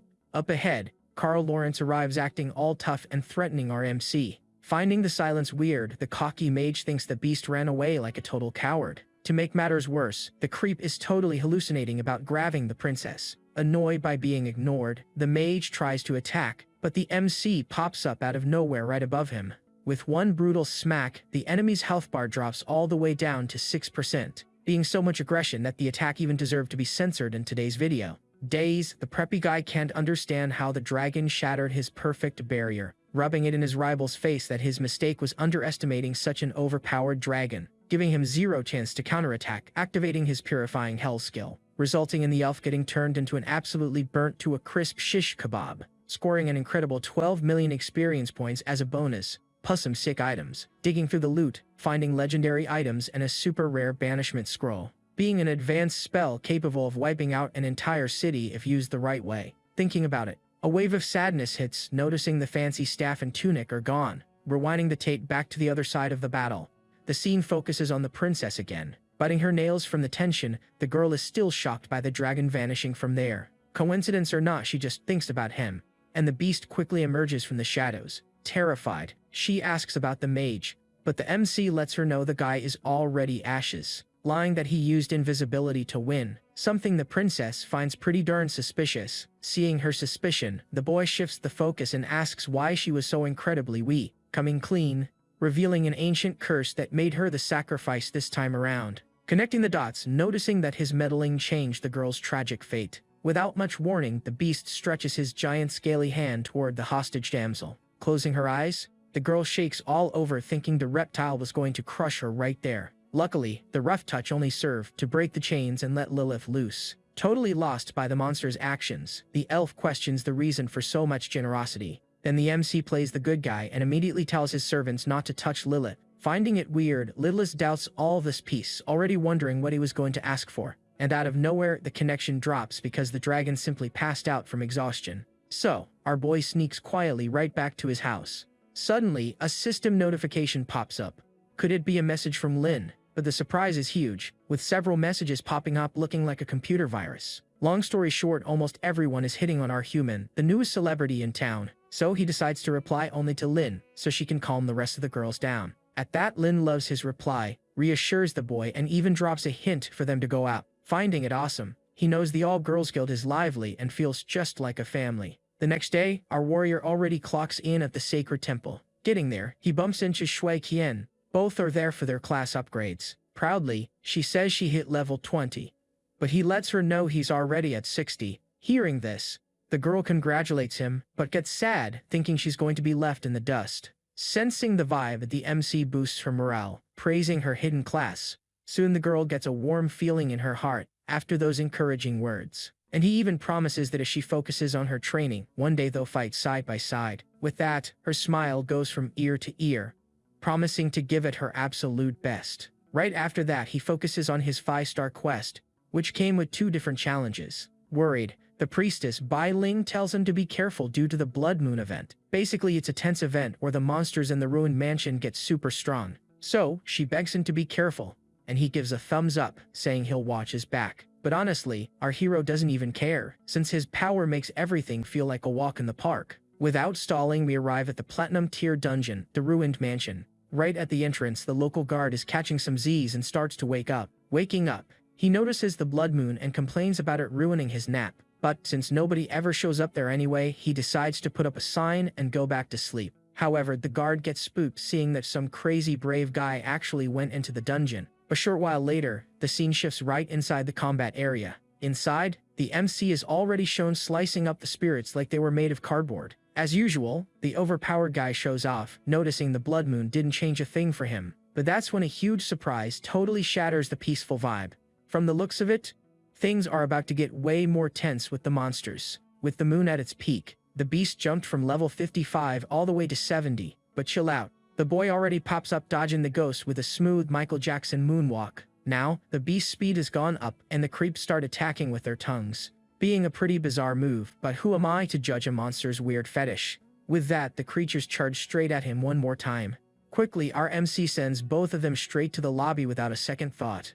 Feeling super grossed out by that bizarre tongue that could hit where the sun doesn't shine. Then, the system warned his sanity dropped 10 points because of the blood moon. Realizing his mistake, he sees he totally underestimated the event that drains his mental sanity. To wipe the area clean for good, he activates his demonic blade with the sword ring. From here on out, he needs to be extra careful so he doesn't completely lose his mind. Pushing through the dungeon, he keeps cleaning house and sending everyone to the grave. In the meantime, we notice him wielding a really stylish, sinister scythe. Soon, his sanity drops to 60%, leaving him vulnerable to magical attacks. Hunting for the boss, he ends up running right into a giant beast along the way, being a level 82 zombie giant which quickly grabs him with just a single hand. Surviving the scare, he gives up on playing fair and decides to use his broken tricks. With that, the giant monster starts getting sliced up from every single direction. The job being done by his spiritual wolves, which just popped out of nowhere. Turns out the boy now has 2 level 125 lunar wolves. The win of the MC score these 2 overpowered wolves while hiding his cards. Luckily, with those level 125 beasts, the kid becomes completely untouchable. Out of patience with his sanity dropping, he orders his summons to clear the area out. Wiping everything out along the way, the guy finally reaches the massive boss room. Without asking permission, he kicks the door down, announcing a surprise inspection. Finding a whining ghost lady, but our MC couldn't care less about the drama. Soon, the creature confesses that she has already wiped out a lot of people in the past, promising that today she's going to send one more guy 6 feet under. But she wasn't counting on the level 125 wolves crushing the boss. And the boy tells his wolves to fall back so he can deliver the final blow himself. Finishing off the creature, he notes he needs to get stronger for the 5-star quest. With that, his account gets fatter with another 98,000 experience points. Plus, it drops some awesome platinum tier gear and the enemy's soul core. Knowing the items don't matter that much, but the core will be super useful later on. Wrapping up the looting, our hero heads straight for his mission's next goal. Meanwhile, the scene shifts and we see the outside of the ruined mansion. Seeing the little princess Jiayu, pissed off because someone raided the place and hasn't left. Meanwhile, Lu suggests there might be some survivor hiding in there. Annoyed, she demands to know which guild is inside and for exactly how long. With no clear answer, Jotai says no guild sent anyone over there, making it a total mystery to figure out who the crazy guy inside is. Suddenly, the portal glows, signaling that the unexpected visitor is on his way out. Then our MC pops out looking totally chill, tired after that intense exploration. Looking ahead, he runs right into a very unfriendly welcome party waiting for him. Right away, the guy thinks he's busted and they finally found out his secret. On the other side, the rivals let out a deep sigh seeing it's the kid once again. Confused, the MC questions what that strong crew was doing at such a weak dungeon. At that, a guard instantly scolds him, warning about the extreme danger of the lunar event. But the little princess Jia Yue loses her patience and tells the guard to shut his mouth. Walking up close, she bluntly asks if he cleared the entire dungeon all by himself. Confirming the feat, the girl immediately offers to buy the boss's core right on the spot. Playing dumb, the MC asks why the heck he would hand anything over to her.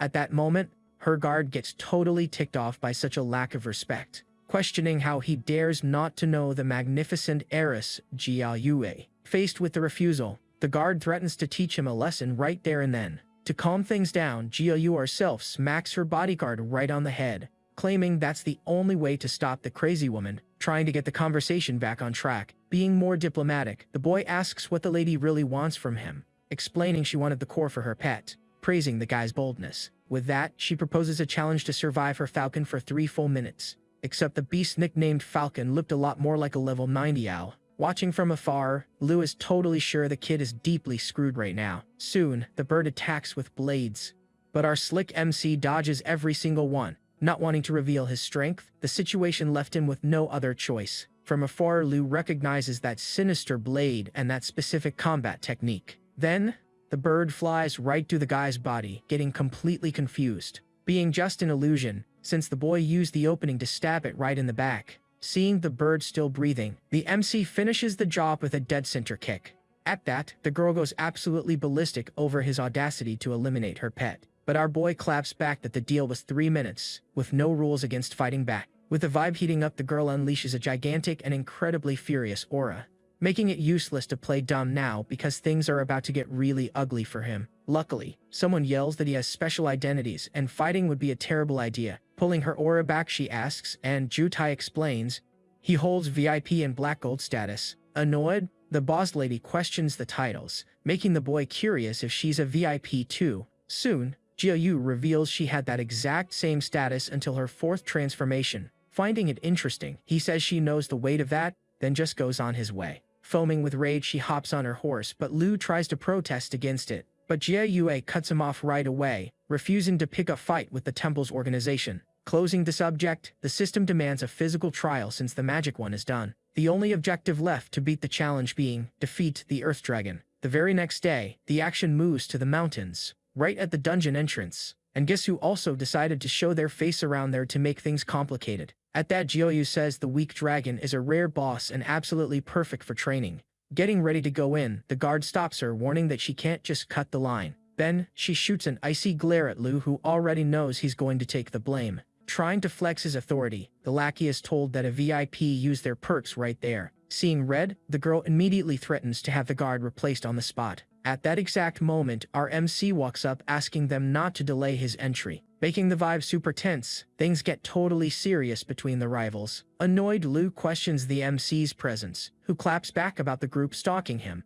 At that, Jiayu warns that if he fails the test, his VIP privilege is gone for good. Thanking her sarcastically, he questions the lady's interest in such a weak boss. Then, Zhou Tai says she's training to tame the legendary Black Flame Wings. Apologizing, the MC lets them know it's his mission, getting a threat in return. Ignoring the threat, the boy walks toward the teleporter with a sarcastic little wave. With that, the strategist is blown away by the kid's audacity, showing absolutely no fear. On top of it all, the MC decides to face the dungeon completely solo. Already inside, we see our hero handing out beatdowns and clearing the whole map. Fighting, he figures the girl actually has a shot at taming the dragon and needs to hustle.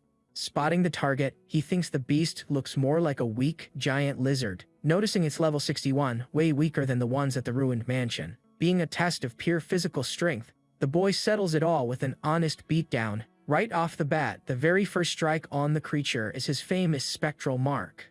Feeling the hit, the big lizard tries to hit back, showing off some really solid defense. Except as usual, that's not even a slight issue for our overpowered guy. Agilely, the badass lands right on the monster's tail and starts dealing massive damage. Trying to return the favor, the beast can't keep up with the boy's absurd speed. Because of that, he shows no mercy and buries a dead center strike right in the monster's eye, taking only those few hits for the creature to lose half of its entire health bar, being the perfect trigger for the giant lizard to turn on rage mode instantly. Expecting a brawl, the beast rolls into a ball and spins crazily across the ground. Worst part is the bizarre tactic works, bulldozing and destroying everything in its path.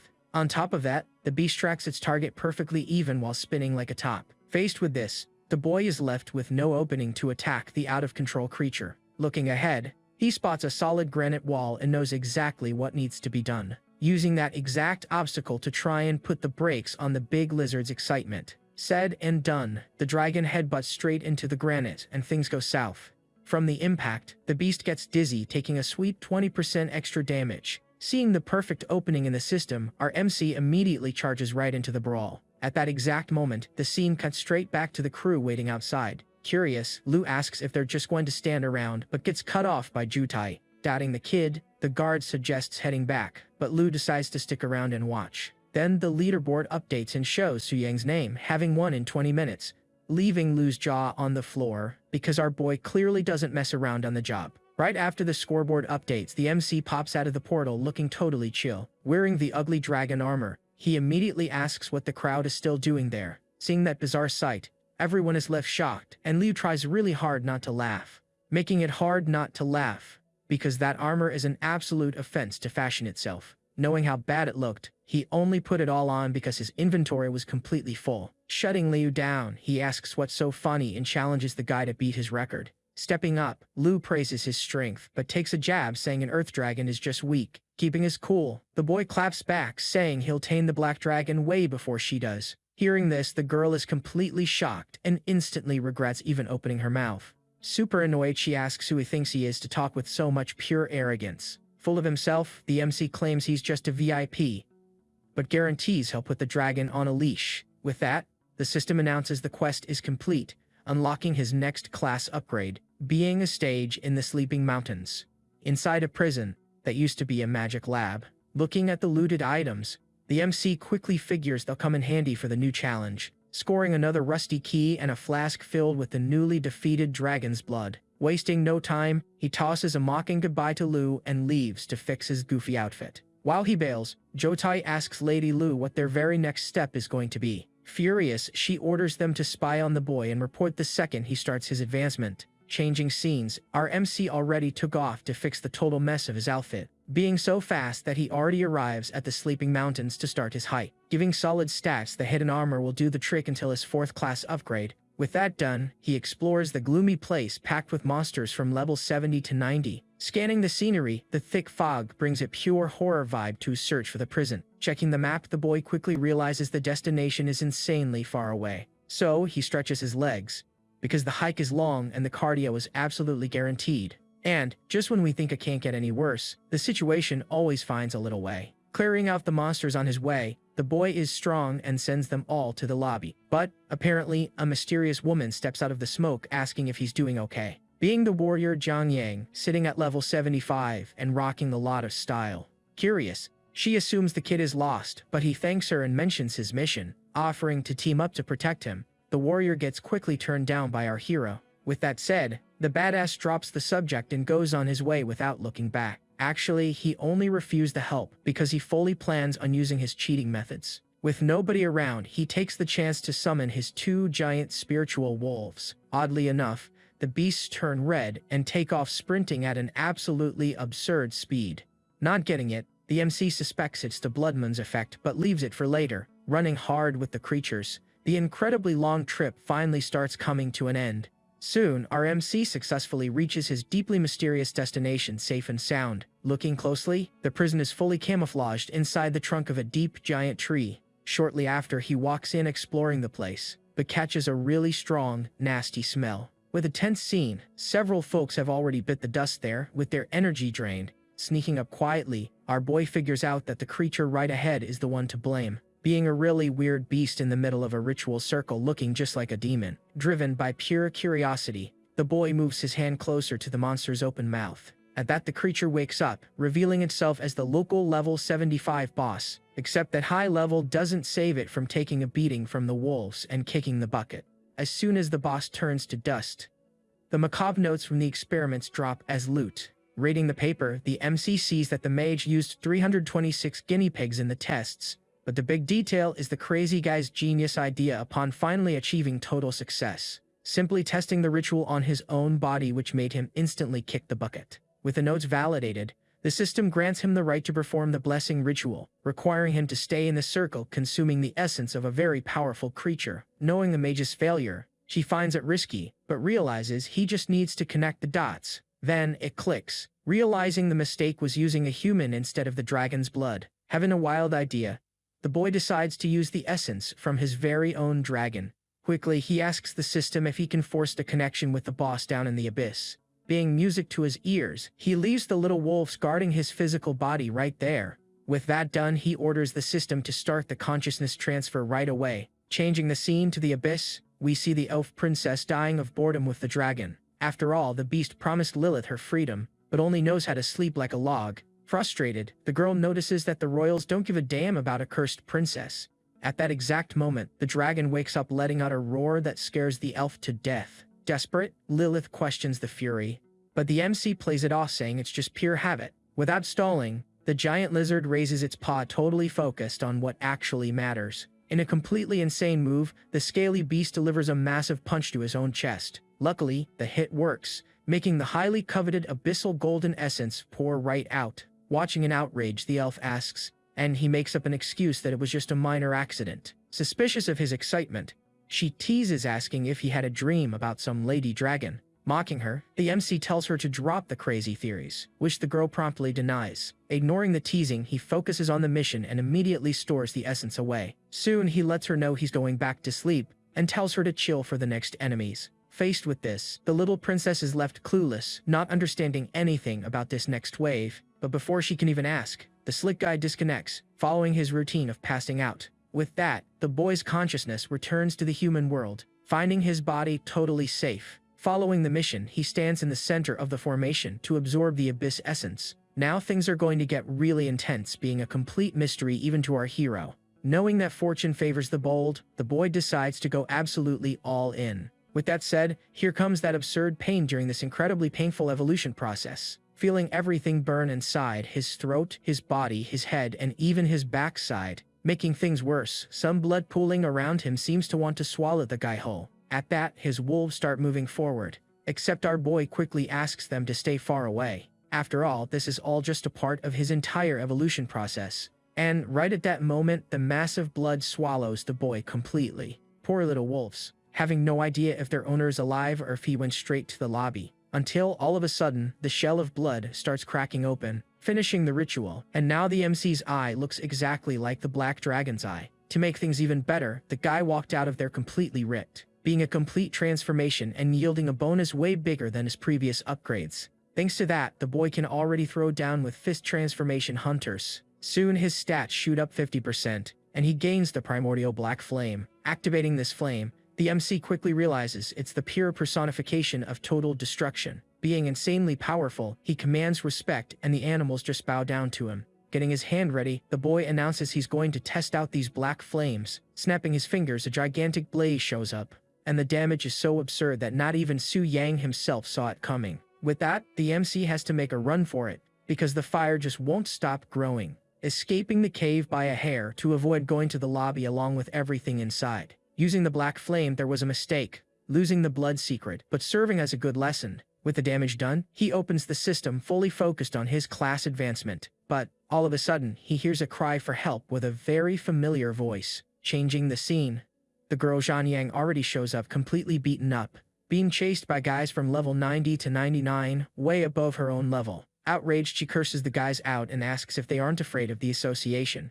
Not giving a damn, the villain says they're already blacklisted and don't fear the law out there. Soon, the leader mentions he's been hunting for 15 days, and found a girl all alone. Offering a tip as she cooperates, the girl refuses instantly, preferring to bite the dust. Out of nowhere, one of the thug's hands goes flying away. Totally lost, the leader can't process what just happened, since his hand just vanished. Arriving just in time, our MC had already heard rumors of these groups mugging adventurers. Boiling with rage, the leader orders everyone to attack Su Yang. Desperate, Zhan Yang screams for the boy to run, thinking he doesn't have the level for it. But he's definitely not lacking power, and against only 4 hunters, he doesn't even need much. Trying their luck, the enemies attack, but the MC dodges with the greatest of ease. Making the embarrassment worse, he launches 3 of them into the air with just 1 kick. Taking advantage of the opening, the leader cowardly attacks him right in the back. Giving 0 chances, he uses his dagger to completely shatter the villain's sword. Shocked, the thug doesn't get it since his weapon was platinum,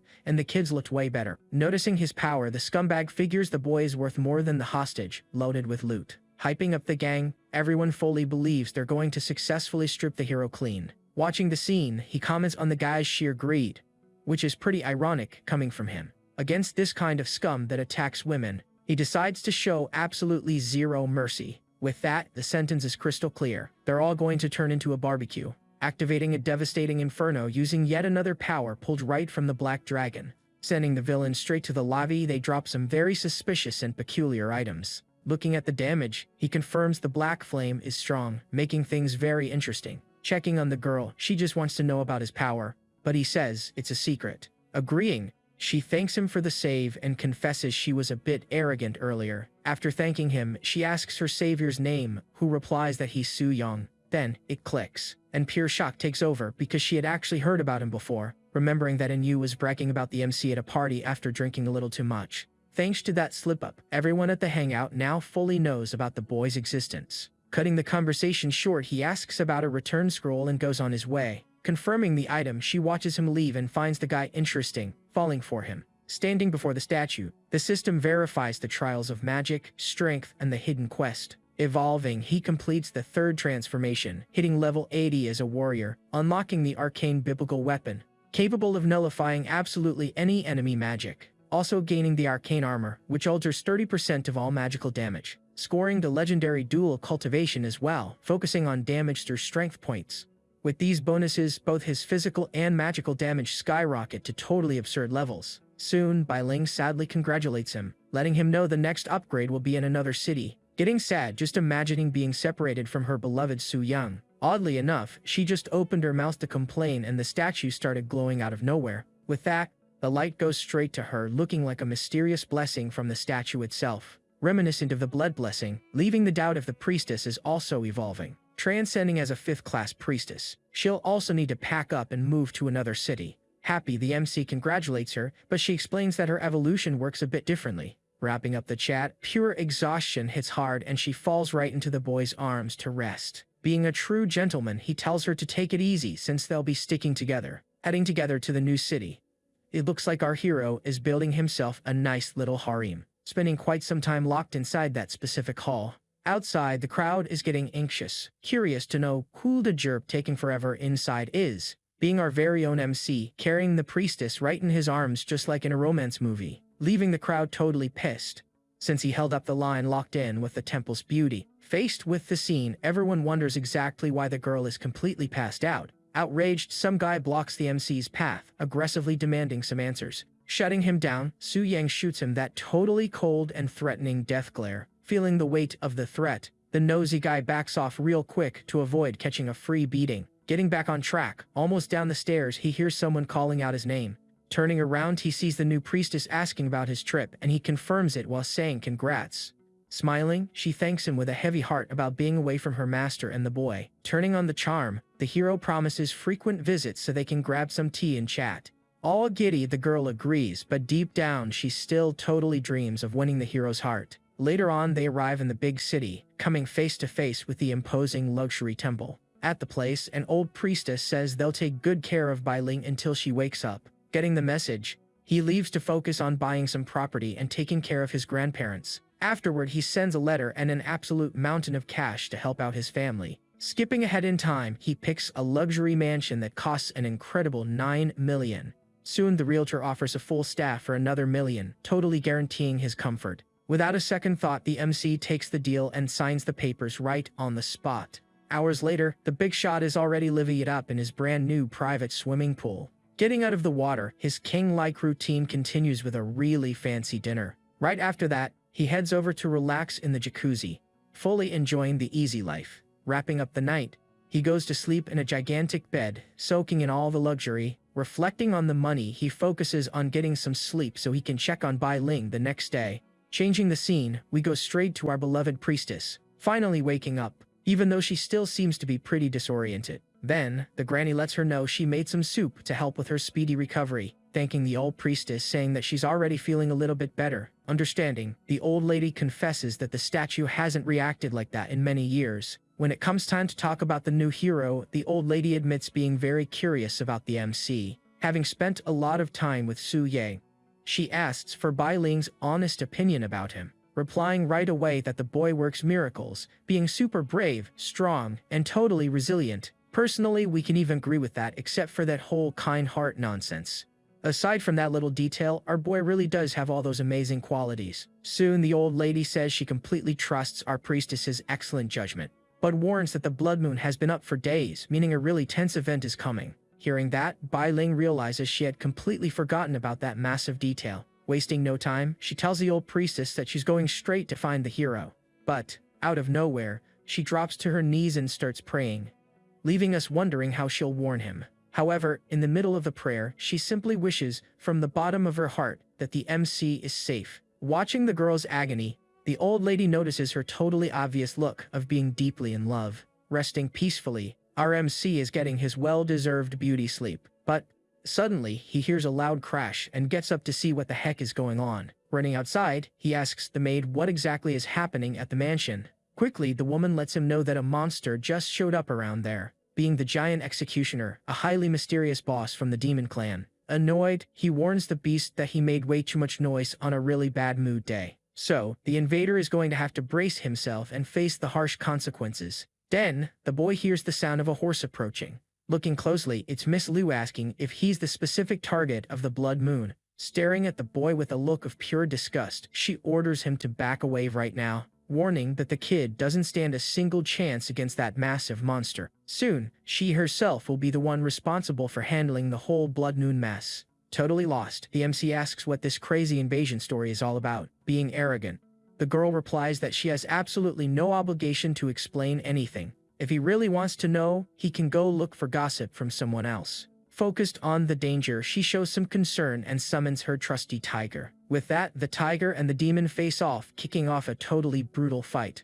Watching it all, the hero thinks the fight is cool, but they are completely destroying his house. Joking around, he asks if they can't take it easy or just wrap this up quickly. Right at that moment, the beloved priestess finally arrives on the scene, surprising anyone who thought she was just going to pray, walking straight up to the MC. And, to everyone's surprise, she immediately goes in for a tight hug on the boy. Sitting down right after, she says she saw the blood moon and remembered to warn him. Calming the girl down, he says everything is totally fine and asks her to explain it properly, explaining that the blood moon brings a terrifying monster called the Scarlet Decay, attacking any hunter who has already gone through 3 entire transformations. On top of that, their single purpose is to send the hunter straight to the lobby for good, with all this absolute chaos being known as the blood moon invasion. Making matters worse, getting sent to the lobby by this monster means no respawning. Continuing, she lets him know this only happens after the hunter's 3rd class upgrade, taking the blame for forgetting to explain all this right after his recent evolution. Playing it cool, he finds it weird the beast is so strong for a 3rd advancement.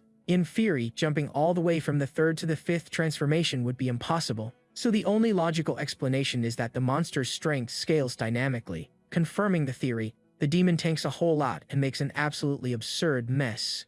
Even Miss Lu finds it weird that the beast is so strong, totally breaking the usual pattern. Saying this, the MC tells them to stop because they are completely destroying his entire house. Stepping up to the plate, he decides to handle it all alone to cut down on the property damage. Annoyed, she warns him that she won't step in to help if he ends up getting his butt kicked. Activating his aura, the boy tells her to just stand there and watch the show. Wasting no time, he charges right in and starts attacking the giant creature. Soon, he activates his shadow form and gets right up on the boss's head. Using the spectral mark, he lands an attack that drops the beast down to 40%. Shocked, Lu doesn't understand how he took off 60% of its health in a single strike. Being completely impossible normally, everything played out exactly as the MC had figured. Since the strength scales with the target, the beast dropped to its 3rd form against the boy. But the hero facing a monster of his own level creates an absolutely brutal gap in power, super overpowered. The proof of that is the punch that sends the monster flying far away. Even being a heavy hit, it wrecked the house even more, giving him a huge headache. Tired of getting beaten up, the demon snaps and charges full speed right at him. Then things get real, activating another skill and winding up a fierce dragon flame punch. With that massive impact, half of the demon's arm simply vanishes into thin air, sending the level 75 executioner to the lobby, scoring 114,000 XP. Impressed, Bai Ling can't believe he solved such a massive problem so incredibly fast. And even Miss Lu finds the brutal speed weird, being totally forced to admit his strength. Even so, mounted on her horse, she yells at him not to celebrate his victory prematurely. Poor MC, just watching without a clue why this crazy girl is talking to herself. Pulling out a newly dropped crystal core, he asks if this was what Lu was looking for. Curious, he asks the priestess to explain the special item, and she confirms how rare it is. But before she can even finish, a gigantic portal suddenly pops up right in front of our hero, bringing a pressure so absurd that it drops the boy to his knees, unable to control his own body. Desperate, the priestess tries to run over to him, but unfortunately it was already too late. Skipping ahead in time, we see the boy wearing some sort of mask to catch his breath. Except it wasn't a mask. The slick guy had his face buried right in 2 beautiful pillows, giving him a pass since it wasn't on purpose. Because even he was surprised by the situation. Confused, he asks what is going on, and the priestess tells him to just stay calm, explaining that he got cursed the night before, requiring an immediate purification. Not understanding the method, he asks about it, and she says it's her duty to care for the infected hero. Justifying the awkwardness, she says the purification needs to be done really up close and personal. Dodging the awkward vibe, he understands but notices Bai Ling coughing with a mark on her neck. Worried, he asks about the mark, but she reassures him saying it'll fade away in just 2 days. Being romantic, the boy asks her not to push herself too hard, not wanting to see her get hurt. Hiding her embarrassment, Bai Ling quickly explains the perks of his third-class transformation, starting with a 1 billion salary, a 50% discount, and full access to the brand new shop. Noticing the boy's confusion, she details that he just needs to touch the statue and trade the cores. Being in a rush, he flies to the temple right away, discovering spells and a true divine artifact. Loving those spells, but right now he only has 3 cores and the cheapest one costs 300. Cutting the hype short, Bai Ling goes back to her duties and he decides to go fix up his house. Shifting to downtown, we see the arrival of Makako, a level 125 beast tamer. Welcomed by Lei Shan, the team focuses on the Black Dragon, fearing no prodigy like Miss Lu. While the old man makes a smooth excuse and bails, Lu herself watches it all right next to Zhou Tai. Bringing up his file, strategist Zhou Tai warns that Su Yang evolved in a truly terrifying way. Seeing the data, Lu is forced to admit being a little scared of the boy, even with his lower level. Making things worse, Makiko proves she's a threat by giving a sarcastic little wave to her hidden rival. Mounting her horse, she orders everyone to gather to head to the dragon's lair in just half an hour. While they gear up over there, the crew overhears giving our MC's house a major makeover. Being pretty bossy, the hero just barks orders, building a giant wall that absolutely nobody understands. Then, the system alerts him about invaders in the area, and obviously he absolutely loves a good brawl. Giving a little wave to the maids, he lets them know he's going to solve a little problem and will be right back. Quickly connecting to the Black Dragon, needing to completely crush a guild of 24 players. Activating his ocular skills, he quickly notices that the invader is Lu along with her entire group. Full of motivation, the girl shouts that if they tame the dragon, their massive reward is totally guaranteed. Super confident, he promises to make the arrogant girl pay for all the house repairs with interest right now. But it won't be that simple, since the group arrived well prepared and loaded with top-tier gear. Out of nowhere, 2 random guys show up asking the king to leave the pesky intruders to them. Finding that pretty weird after all, he has absolutely no idea who the heck these 2 guys even are. Soon, Lilith explains that monsters drank his blood in the past and actually managed to evolve. However, the other monsters that drank the blood went totally crazy and took on a very sketchy look, frustrating his plan to build an army but gaining 2 loyal lackeys with the power of the dragon. Knowing that potential, the boy orders the duo B1 and B2 to go intercept the incoming enemies. After giving the order, he notices Lilith looking bothered and asks why, but the elf plays it off. Thinking it over, the heroes are pretty strong and could easily send the dragon straight to the lobby.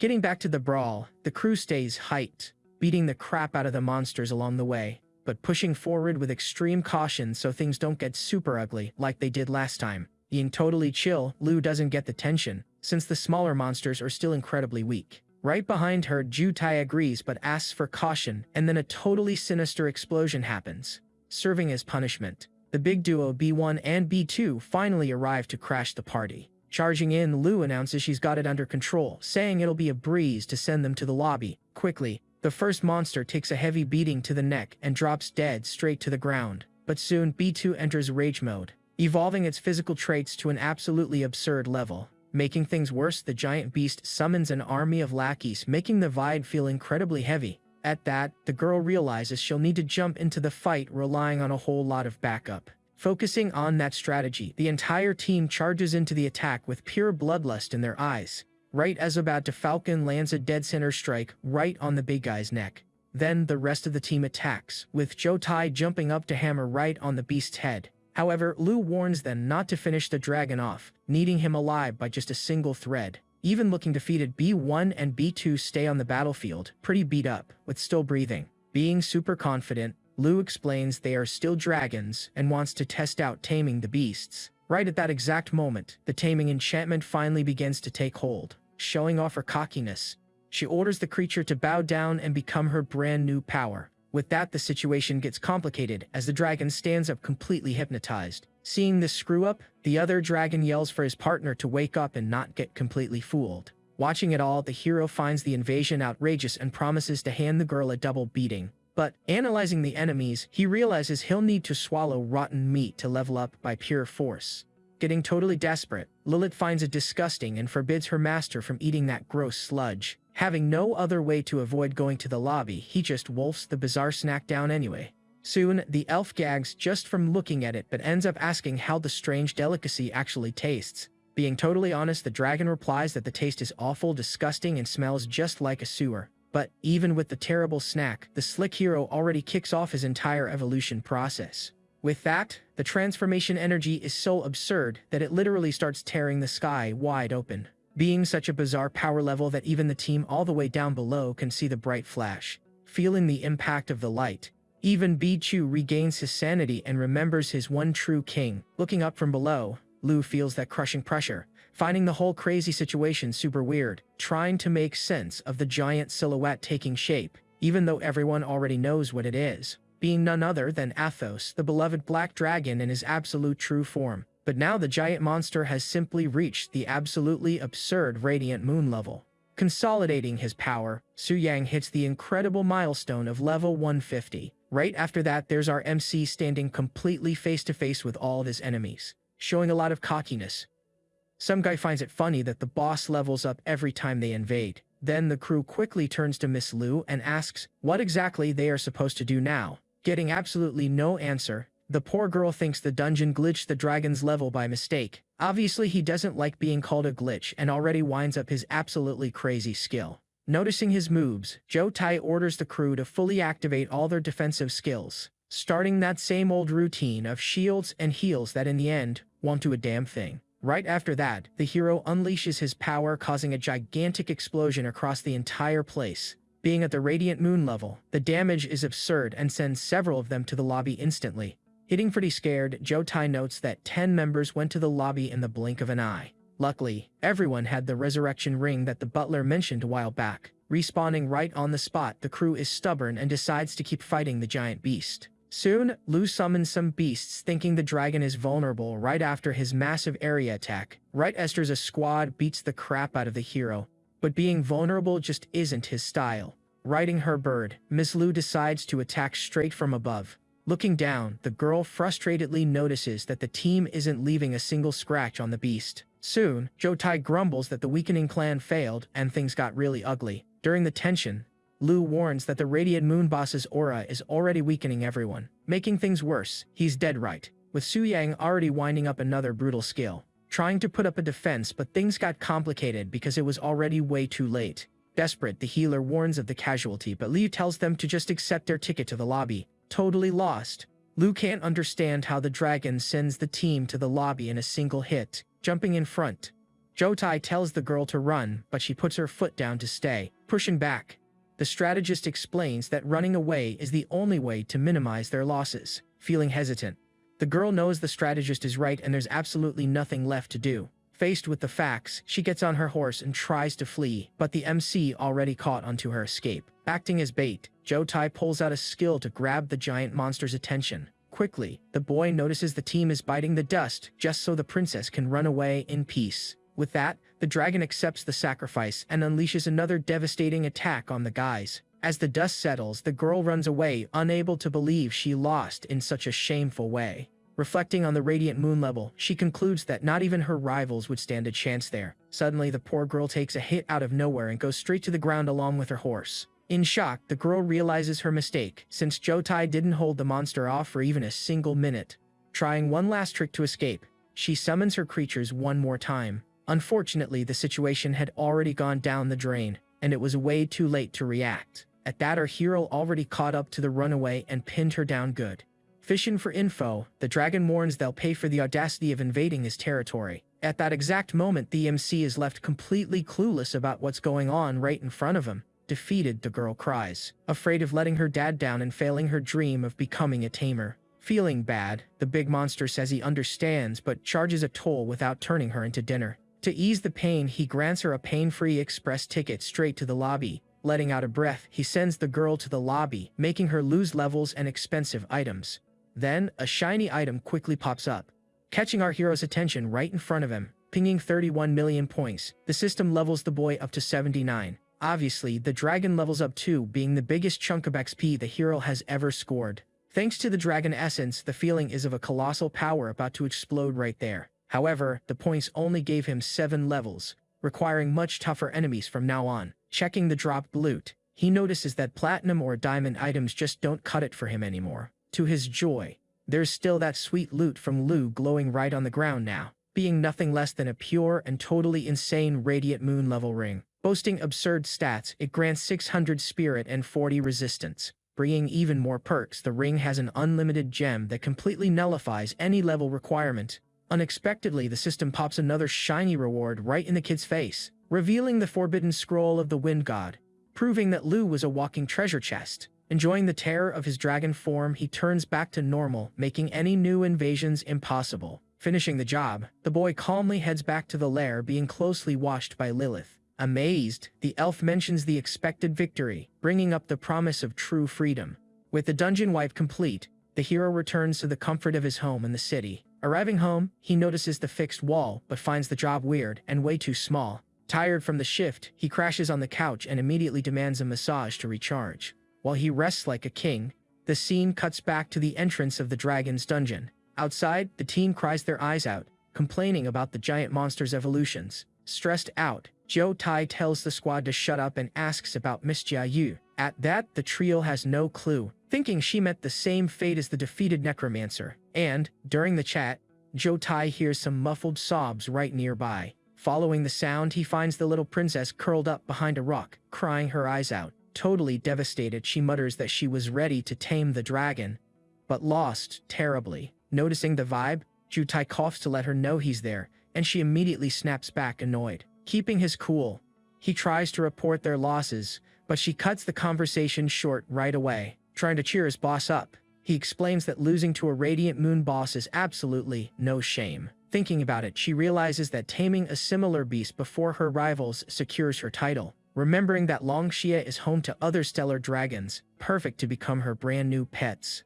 Getting hyped up, she praises her teammates' excellent strategic vision. Regaining her confidence, she gets up and tells the strategist to run down the list of losses. Right at the moment, someone pops out of nowhere asking who that crowd gathered there is, being Makiko, wanting to confirm if the girl right in front of her is the famous Miss Lu. Soon, the little princess confirms who she is and finds out the new group wants to tame the dragon. Being cocky as always, she walks by with her nose in the air and wishes them a sarcastic good luck. Outraged by the mockery, Makiko's assistant is totally disgusted by her lack of manners.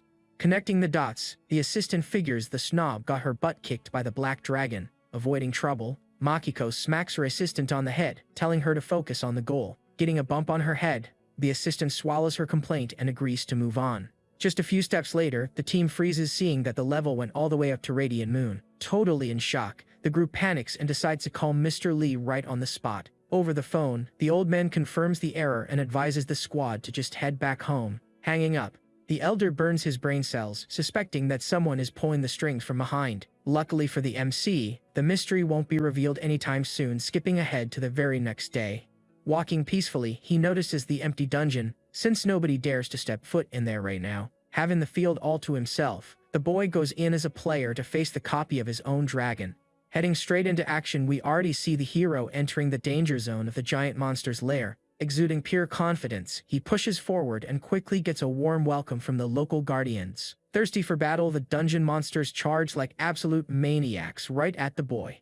Ready for combat, Su Yang activates his abyssal powers to strike right back at them. Soon, a scary black aura explodes from him, covering his body with an incredibly strong presence. Paralyzed by shock, the monsters freeze, feeling the exact same energy as Lord Athos. Added to the aura, the black flames prove that it is the authentic power of their true master. Wasting no time, the MC tells the beast to get lost, and they obey him right on the spot. Shaking in their boots, they apologize to the boss and run away so they don't turn into barbecue. With the path clear, the hero takes the chance and summons his very own pack of wolves. Soon he orders the wolves to stand guard, ready to scare off any nosy intruders. But right after that, our boy simply starts to teleport. However, from the looks of it, the slick guy ended up going straight into the boss's own body. At that, Lilith gets upset with no news of her freedom, completely distrusting the monster. Wasting no time, the giant beast heads straight to where the two wolves are standing. Confused, the wolves smell their master on the dragon, thinking he actually got swallowed whole. But soon, the dragon hurts itself, leaving the wolves totally clueless about what's going on.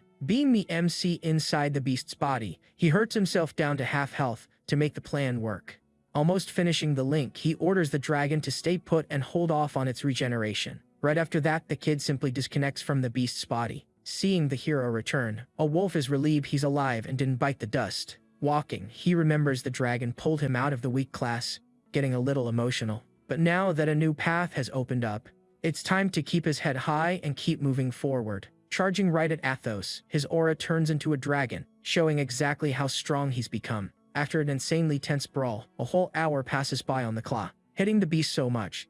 The MC can't even feel his own hand anymore, but it's so close to the end, with the dragon sitting at just 19% health. With that, the kid gets the difficulty, since without his stats, he wouldn't even scratch the boss. That's alright because there's just a little bit left and he wants to end this suffering right now. A short while later, Lilith wakes up startled, hearing a massive roar from the dragon. Running outside, the elf princess notices the dark clouds are finally clearing up. Looking at the horizon, she notices the monster's aura is gone, thinking it actually bit the dust.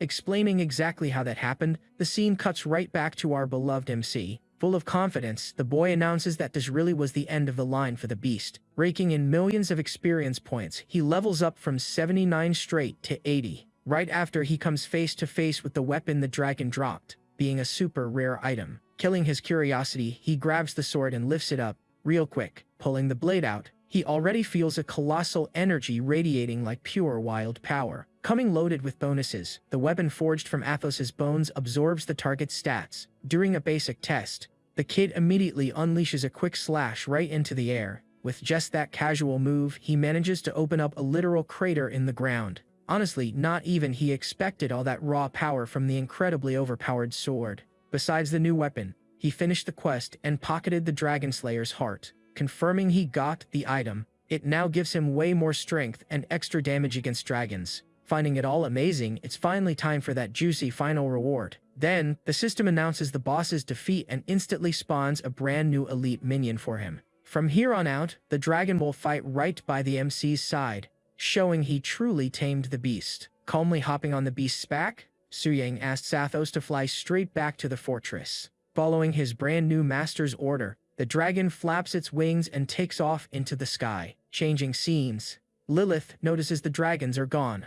Knowing Athos went straight to the lobby. Suddenly, the princess spots a silhouette in the sky that looks exactly like Athos himself. Getting confused after all, hadn't the giant monster just bit the dust a second ago? Squinting her eyes, the elf notices a cocky human riding right on Athos's back. Arriving in style, the hero holds out his hand and asks the beautiful princess to tag along. Totally shocked, Lilith asks if he tames the dragon, and the boy quickly confirms it, feeling like a fever dream to the elf, since incredibly strong mages completely failed to tame the boss. Wondering who the heck the hero could be. Maybe the legendary Dragon Slayer in disguise. Holding his hand out, the MC asks if the princess is going to just stand there or hop on. With nowhere else to run, the girl finally decides to climb aboard. As soon as she gets settled on the mount, the dragon gains altitude and starts flying far away, breaking the ice. The MC tells her she can open her eyes now to enjoy the view. Honestly, the intention was good, but that completely wrecked landscape doesn't look pretty at all. Changing the subject,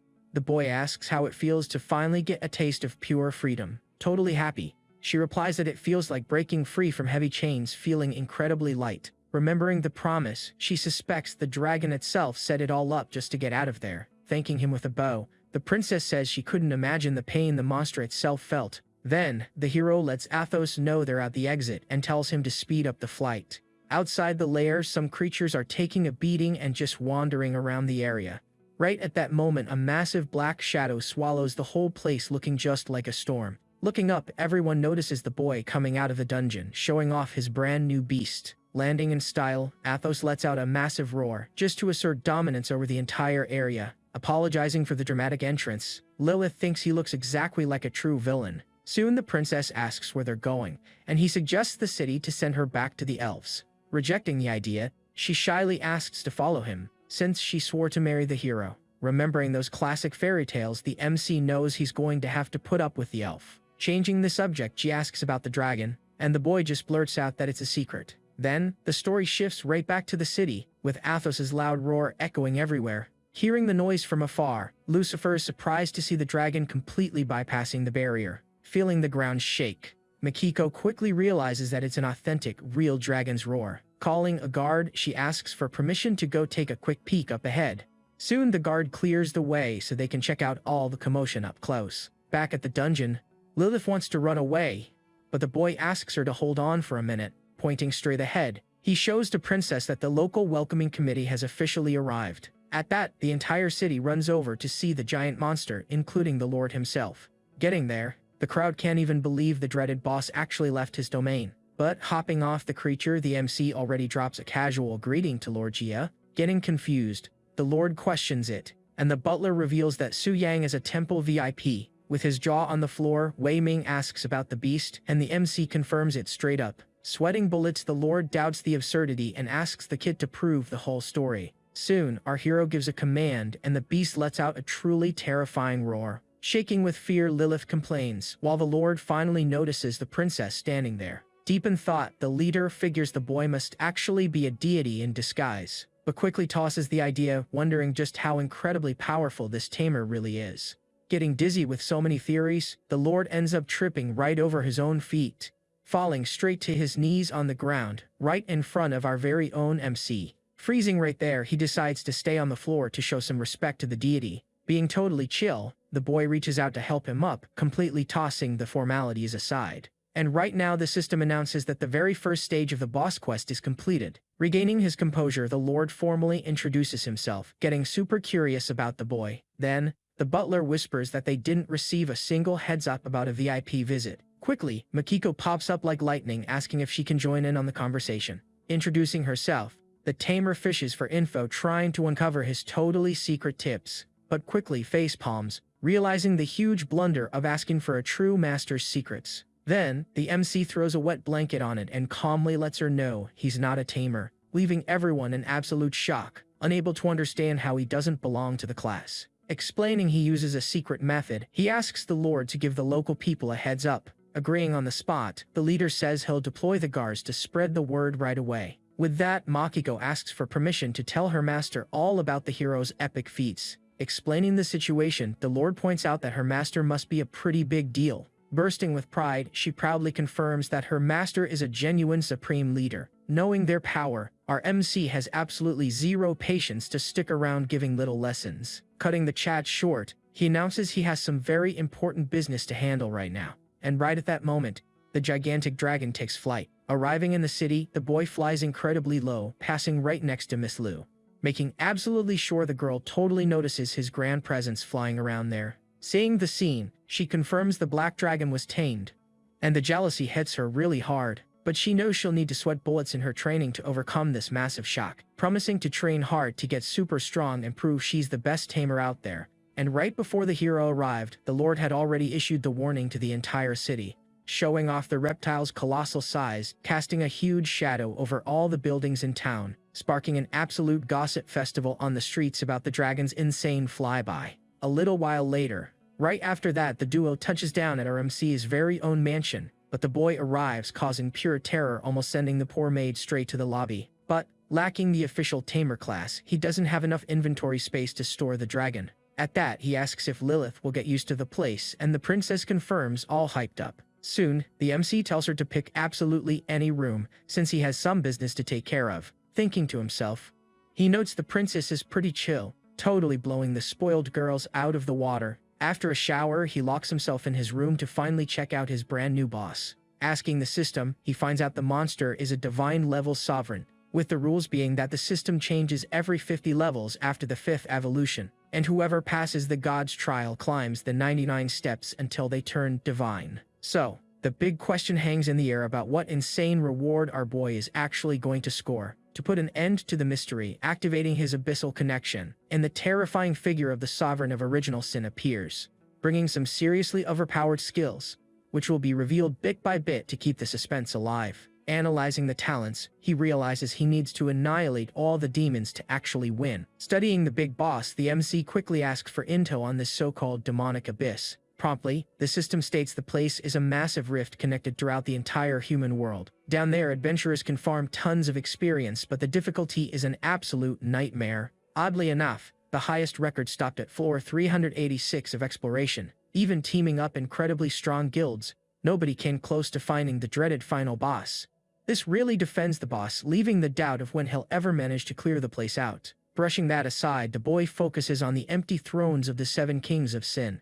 Looking closely, some of those seats glow with weird little runes. The 3 of them have absolutely no energy, indicating those demons were already defeated before. Thinking fast, he takes the chance to test out his skill to resurrect fallen allies. Giving the divine command, the creature quickly starts coming right back into the world, respawning as Beelzebub, the sin of gluttony, who came back ugly and completely lacking any respect. Crawling over to the MC, the monster drops to his knees thanking him for bringing him back. However, the creature is so incredibly weak that it became a total disgrace to the demon's reputation, being an absolute disappointment, but the monster hands over 2% of its power as a tribute, and since this profit goes straight into the boy's pockets, he'll be able to farm a ton of experience. Right in the middle of his lecture, someone starts knocking like crazy on his royal bedroom door, trying to wrap things up.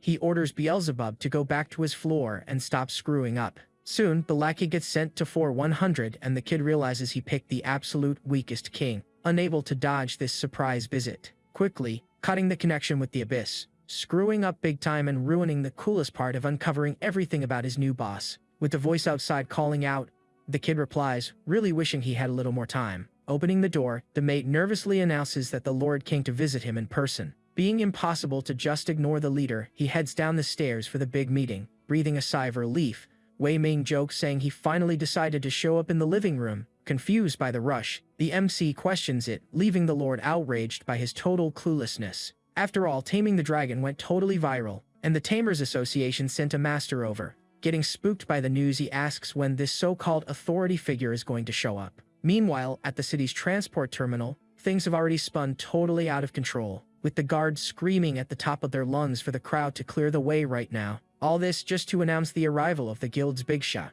making everyone step aside. Being Elder Lo, a humble old man who greets absolutely everyone and apologizes.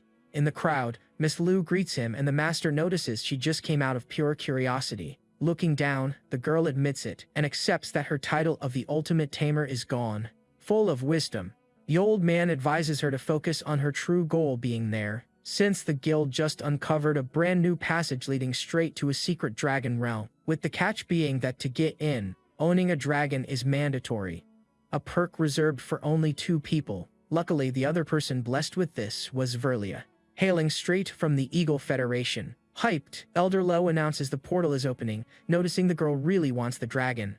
Reassuring the young lady, the old man guarantees her access and invites her to meet the tamer. Making up a quick excuse, the girl bails so she doesn't embarrass herself around the genius. Changing the scene, the crew in the boys' living room hears a weird sound getting closer. Looking out the window, they notice that the guild's so-called elder is about to touch down. To make matters worse, the group wasn't the only one noticing that giant bird coming in fast.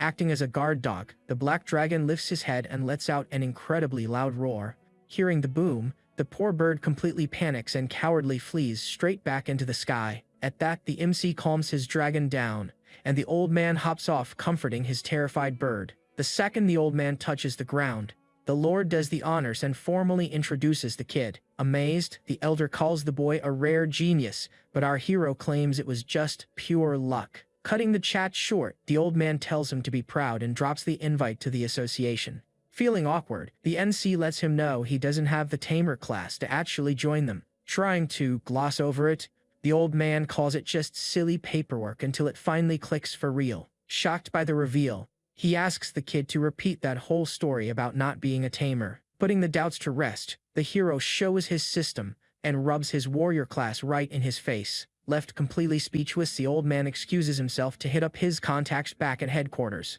sending a report in the private chat.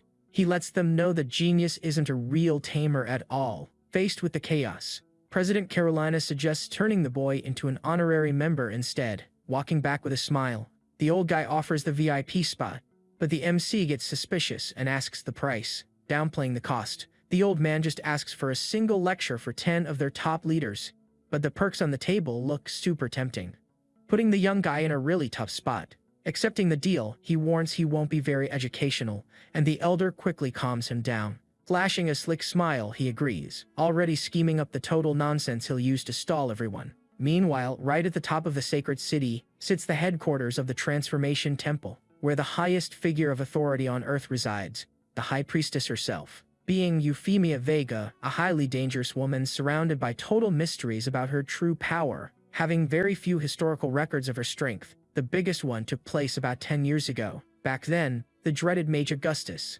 leader of a super strong guild, challenged her head-on. Hitting the demigod level, the mage decided to clash directly with her to put the priestess to the test. But he didn't even break her defensive shield, making the whole world totally fear her ever since. Back to the present.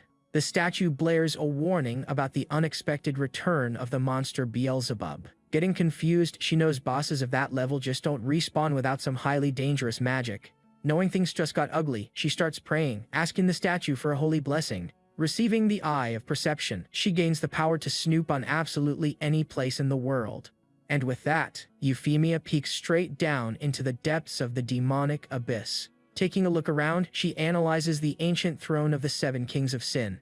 Theoretically, those kings were supposed to be defeated, but the throne of gluttony started glowing again. Focusing her sight, the magic down there is so sinister that it completely blocks her tracking spell. Playing hardball, the priestess orders the creature to reveal itself before her pure sacred light. Seeing the shape in the dark, she spots a human, leaving the lingering doubt if it's actually our boy. But out of nowhere, one of the kings of sin just pops up right behind her back. With zero ceremony, the entity demands to know who dares to spy on the great supreme king of the place, actually being the goddess Lucifer, the divine level sin of pride standing right there. Going straight for the overkill, the demoness is the first to unleash her powerful special move. Unable to tank the hit, Euphemia gets violently ejected straight back to her temple instantly, having her highly coveted Eye of Perception completely shattered in that exact magical moment.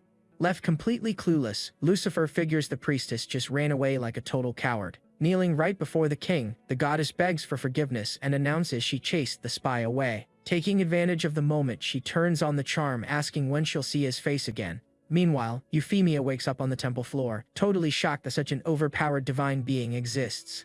Realizing that the kings still worship a supreme being, leaving the big question of exactly who that might be. Cutting the mood short, a massive flash pops up on the screen, delivering a global announcement to absolutely everyone, warning the world about a brand new world boss, the monarch of the 7 deadly sins himself. Informing that beating the boss drops exclusive weapons, while also showing the leader Carolina. Right after that, the Mage Augustus shows up, and the system warns that those weapons are absolutely essential there. Cutting over to Tongzan. The system explains that beating the boss fully unlocks the divine ascension. Obviously, all this chatter spreads like wildfire and quickly reaches absolutely everyone's ears, reaching our boy, who has now been officially classified as the brand new world boss. Faced with the mess, the elder says his goodbyes to talk later, and the MC totally agrees. Then, Bai Ling walks up looking super worried about the anomalies that just keep popping up everywhere. Trying to calm her down, our MC promises that he will always be right there to protect her. But deep down he knows things are about to get really ugly with all the guilds wanting to hunt the boss. Getting curious, he realizes that the Kings of Sin are the ones dropping those absolutely absurd weapons, leaving the big question. If he defeats the kings himself, will those weapons drop straight for him? Did you like it? Want the next part? Then smash that